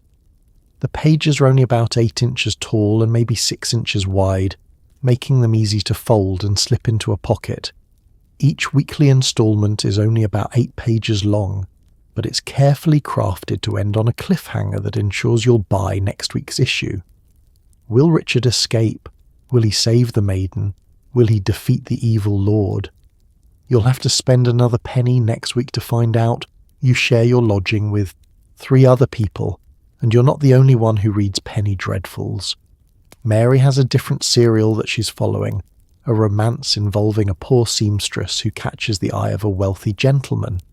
It's pure fantasy. Wealthy gentlemen in reality would never notice a seamstress except to exploit her, but Mary reads it religiously and dreams of a different life. Thomas, when he's awake and sober, reads adventure stories about sailors and pirates. Even young William, barely literate, has started following a serial about a boy detective who solves crimes in London's underworld. The middle-class reformers hate these publications with a passion. They believe that working people should be reading improving literature, religious tracts and moral tales that teach proper values and respect for authority. They publish their own penny periodicals with uplifting stories about poor people who accept their station in life gracefully and are rewarded in heaven. These publications are fantastically unpopular because no one wants to read stories about accepting poverty when they're living through poverty every day. The penny dreadful publishers know their audience. They give you escape, adventure, and just enough subversiveness to feel slightly dangerous. The stories often feature working-class heroes who outwit their social betters, criminals who are more honourable than the aristocrats, and a general sense that the official social order is corrupt and hypocritical. This is all true, of course, but it's not something you'd say out loud unless you wanted to be accused of sedition. You finish this week's instalment, carefully fold the pages, and add them to the small stack you keep under your mattress. When you've collected the whole serial, you'll probably sell it to someone else for a halfpenny, recouping some of your investment. For now, though, it's your treasure, your escape, your proof that life could be more than just work and sleep and work again. The candle is burning low and you need to save it, so you blow it out and lie back on your mattress in the darkness. Outside, the sounds of Victorian London continue, horses and vendors and crying children and all the rest. But in your mind, you're still in that castle, still following Richard's adventures, still living in a world where things make sense and justice exists. Tomorrow you'll be back in the factory, back to reality, back to the grinding poverty and exhaustion. But for these few minutes, you are somewhere else, somewhere better. Welcome to the entertainment of the Victorian working class, where a penny buys you a brief escape from a life that would otherwise be unendurable. Sunday arrives, and with it comes your one day of rest. Though rest is perhaps not the right word for what Sunday actually entails in Victorian London.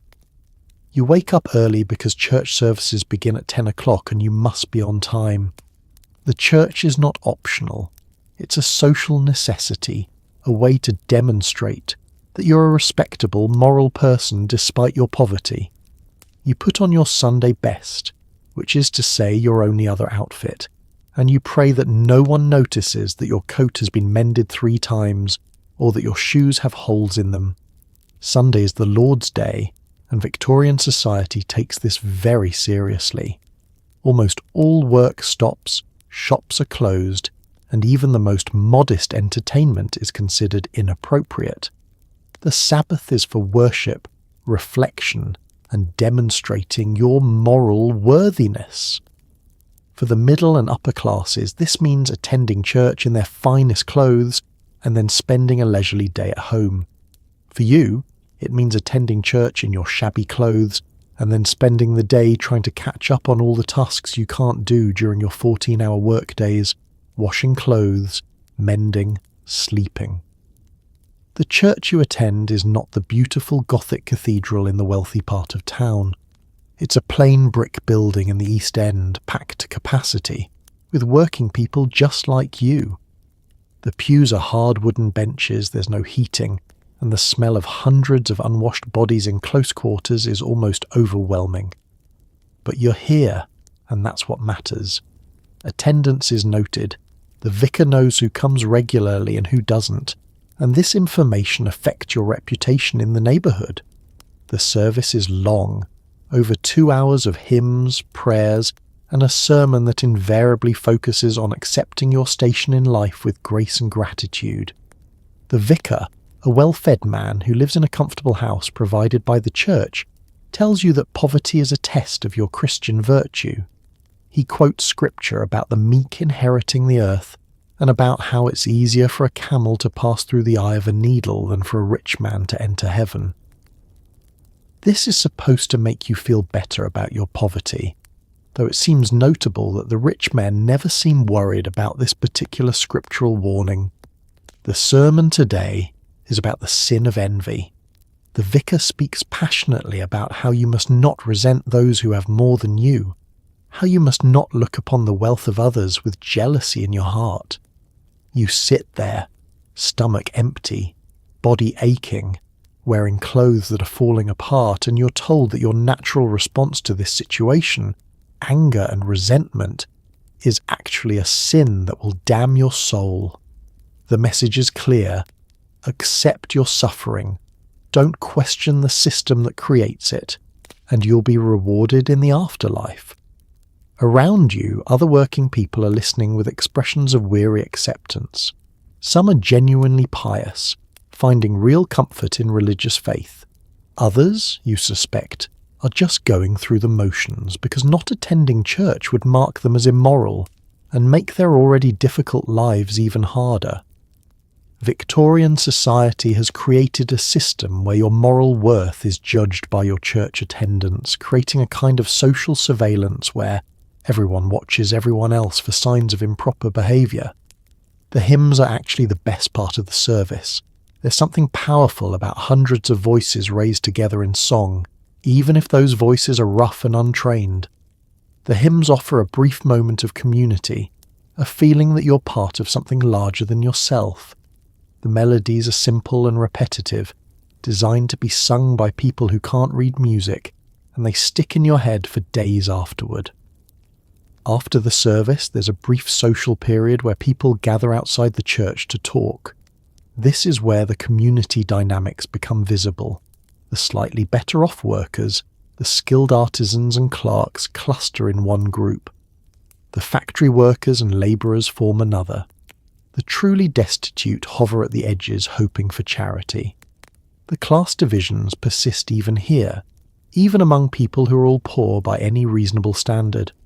You exchange a few words with other factory workers, discussing the health of various mutual acquaintances, complaining about rising food prices, sharing rumours about which factories might be hiring.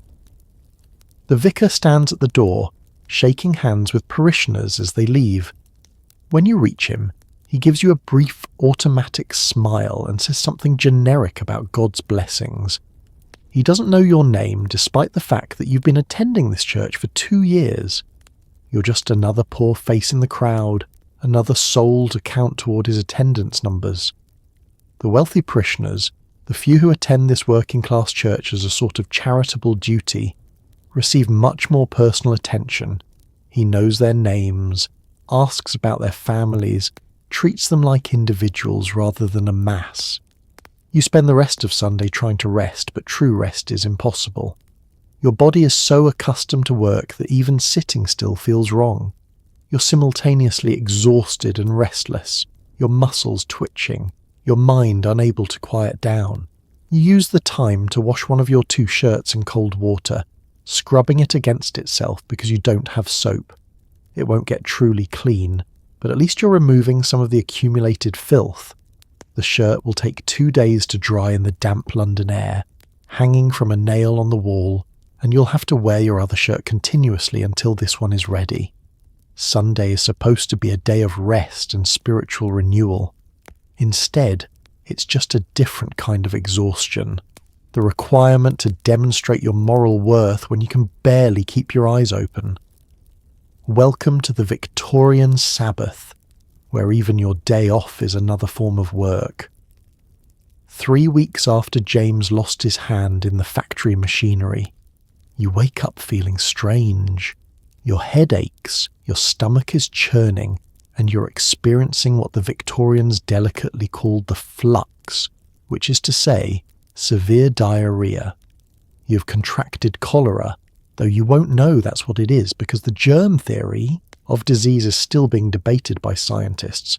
You just know that you're violently ill and that you've seen this illness before. The symptoms come on fast and they're brutal. Within hours, you're experiencing watery diarrhea that seems impossible, your body expelling more liquid than you thought it contained. Each bout leaves you weaker, more dehydrated, more desperate. Your muscles are cramping from the loss of fluids and electrolytes. Your skin is starting to take on a greyish-blue tinge that gave cholera one of its nicknames, the Blue Death. You're cold despite being wrapped in every blanket you own, your body temperature dropping as dehydration sets in. Your roommates know what this is. They've seen cholera before. Victorian London has regular cholera epidemics that sweep through the working-class districts, killing thousands of people in a matter of weeks. The disease is terrifying because it's so fast and so deadly. A person can be perfectly healthy in the morning and dead by evening. There's no gradual decline, no time to prepare, just rapid, brutal dehydration that shuts down the body systems one by one. Thomas and Mary are trying to help you, but their options are limited. They give you water to drink, which you desperately need, but the water itself is probably contaminated with the same sewage that gave you cholera in the first place. Victorian London is in the grip of what will later be called the third cholera pandemic, and the disease is spread through contaminated water, specifically water that contains the feces of cholera patients. The Thames is full of it, the water pumps are full of it, and every time you drink to replace the fluids you're losing, you might be ingesting more of the bacteria that's killing you. There's no effective medical treatment for cholera in 1850. Doctors don't understand what causes it or how to treat it. Some believe it's caused by miasma, bad air rising from sewage and rotting organic matter. Others think it's a moral disease that affects people who are predisposed to it through improper living. The treatments they prescribe are useless at best and actively harmful at worst. Bloodletting to balance the humours, opium to stop the diarrhea which actually prevents the body from expelling the toxin, and various herbal concoctions that do nothing at all. You can't afford a doctor anyway. A doctor's visit would cost more than a week's wages, money you don't have, and even if you did, what could he do? The only treatment that actually works is aggressive rehydration, replacing the fluids you're losing with clean water containing salt and sugar. But clean water doesn't exist in your neighbourhood, and the medical establishment won't discover oral rehydration therapy for another century. Your landlord is very concerned, but not about your health. He's concerned that you're going to die in his building, and that the other tenants will leave out of fear of contagion. Cholera causes panic. When an outbreak hits a building, people flee if they can afford to, leaving landlords with empty rooms and no rent. He comes to your door and strongly suggests that you should go to the hospital. This is not a kindness, it's a way of removing the problem from his property. Victorian hospitals are places you go to die, not to get better. They're overcrowded, unsanitary, and staffed by overworked doctors who have limited understanding of disease and no effective treatments. The mortality rate in hospitals is actually higher than the mortality rate for people who stay home, because hospitals concentrate sick people together, allowing diseases to spread even more efficiently. But if you die in the hospital, at least it's not in the landlord's building, so from his perspective it's the ideal solution. You're too weak to argue, too weak to do much of anything. The diarrhea continues, each episode leaving you more depleted. You're barely conscious now, drifting in and out, your mind foggy from dehydration. Your body's starting to shut down, your blood pressure dropping, your extremities cold and blue. This is what cholera does. It drains the life out of you one watery stool at a time until there's nothing left. Mary is crying, trying to get you to drink more water, but you can't keep anything down. Your stomach is cramping so badly that drinking is agony, and besides, you're too weak to lift the cup to your lips. Thomas has gone to fetch the parish priest because it looks like you're dying, and even the poor deserve last rites. Young William is huddled in the corner, terrified, because he's watched people die of cholera before and he knows what comes next. Here's the thing though, you don't die. Against the odds, against all reasonable expectation, your body manages to fight off the infection. Maybe you got a smaller dose of the bacteria than others. Maybe your constitution is slightly stronger despite the malnutrition and exhaustion. Maybe you're just lucky. After 3 days of hell, the symptoms start to ease. The diarrhea slows, then stops. Your body temperature starts to normalize. You begin to be able to keep water down. But you've lost a week of work, which means you've lost a week of wages. You're so weak that you can barely stand, and you'll need at least another week to recover enough strength to work.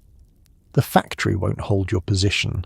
They've already replaced you with someone from the endless line of desperate workers looking for employment. When you finally stagger back to the factory gates hoping to get your job back, the overseer barely glances at you before shaking his head. You're replaceable, and you've been replaced. Welcome to Victorian disease, where surviving the illness might be worse than dying from it, at least from an economic perspective. And so our journey through Victorian London comes to an end. You've survived a year in a world that seems designed to break you, a world of freezing lodging houses and overflowing cesspits, of 14-hour factory shifts and contaminated water, of hunger that never quite goes away, and exhaustion that seeps into your very bones. You've breathed air thick with coal smoke and cotton dust. You've watched children lose fingers in machinery and neighbours die of diseases that could have been prevented. You've experienced poverty not as a temporary setback, but as a permanent condition, a trap with walls made of low wages and high rents, and the simple mathematical impossibility of surviving on what you're paid. But here's what's remarkable. You survived. You woke up every morning in that freezing room. You put on those filthy clothes.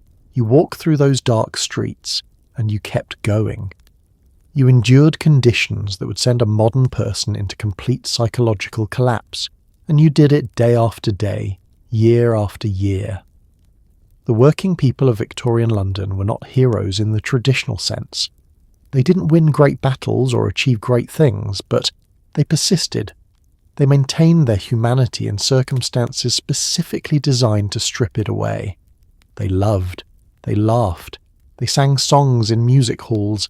They read penny dreadfuls by candlelight. They took care of each other in small ways that the history books rarely mention. Victorian London was a city of stark contrasts, of marble monuments built on foundations of human suffering, of an empire that controlled a quarter of the world but couldn't provide clean water to its own citizens. It was a time of incredible innovation and progress, of railways and telegraphs and factories that produced goods in quantities that previous generations could never have imagined. But that progress came at a cost, and the cost was paid by people like you, people who worked until their bodies gave out, who lived in squalor so that others could live in splendour, who died young so that the empire could grow rich. The Victorians believed they were creating a better world, and in some ways they were. The technology developed during this era really did change human civilization, but they were also creating suffering on an industrial scale, grinding up human lives with the same mechanical efficiency they brought to manufacturing cotton cloth. They built their glorious age on a foundation of exploited labour, child workers, contaminated water, and the firm belief that poverty was a moral failing rather than a social condition. So tonight, as you lie in your comfortable bed, in your heated room, with clean water available at the turn of a tap and food in your refrigerator and medicine in your cabinet, take a moment to be grateful. Not in the smug way that the Victorian middle classes were grateful for their advantages, but in genuine recognition of how much has changed. You have things that a Victorian factory worker couldn't even dream of. You have weekends, you have labour laws, you have the 8-hour workday that workers fought and died for, you have running water that won't give you cholera, you have medical care that's advanced beyond recognition. But also remember that the struggles of Victorian workers weren't in vain. Every right you enjoy, every protection you take for granted was won by people who refused to accept that grinding poverty and exploitation were natural and inevitable. The trade unions that were illegal in Victorian London eventually won legal recognition. The voting rights that were denied to working people were eventually extended. The child labour that was considered normal was eventually outlawed. Change came slowly, far too slowly for the people who suffered while waiting for it. But it came because ordinary people refused to accept the unacceptable. The Victorian era ended more than a century ago, but its lessons remain relevant. Inequality still exists. Exploitation still happens. People still work long hours for inadequate pay. The specific conditions have changed, but the basic tension between the people who do the work and the people who profit from it persists. The working people of Victorian London can teach us something important, that endurance matters, that solidarity matters, that refusing to be broken by unjust conditions is its own form of victory. So as you drift off to sleep tonight, in your warm, safe, comfortable bed, spare a thought for the millions of people who lived and died in Victorian London's working-class districts. Remember Mary, mending her dress by candlelight. Remember Thomas, walking to the docks every morning hoping for work. Remember young William, climbing chimneys even though he knew it would kill him. Remember Emma, crawling under dangerous machinery at age 8. Remember James, losing his hand and his livelihood in a single moment.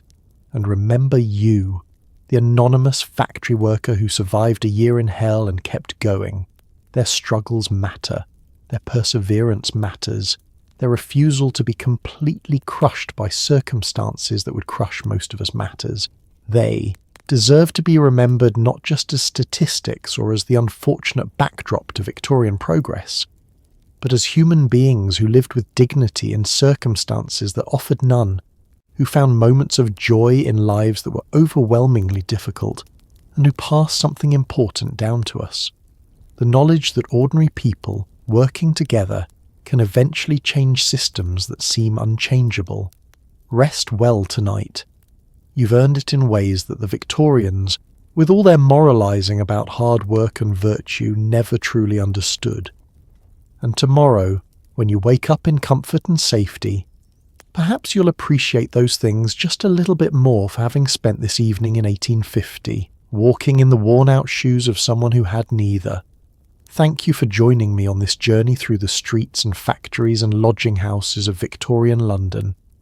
Until our next voyage into the past, I wish you a peaceful night, a warm bed, and the knowledge that you are living in a world that, for all its problems, is vastly better than the one we visited tonight. Good night.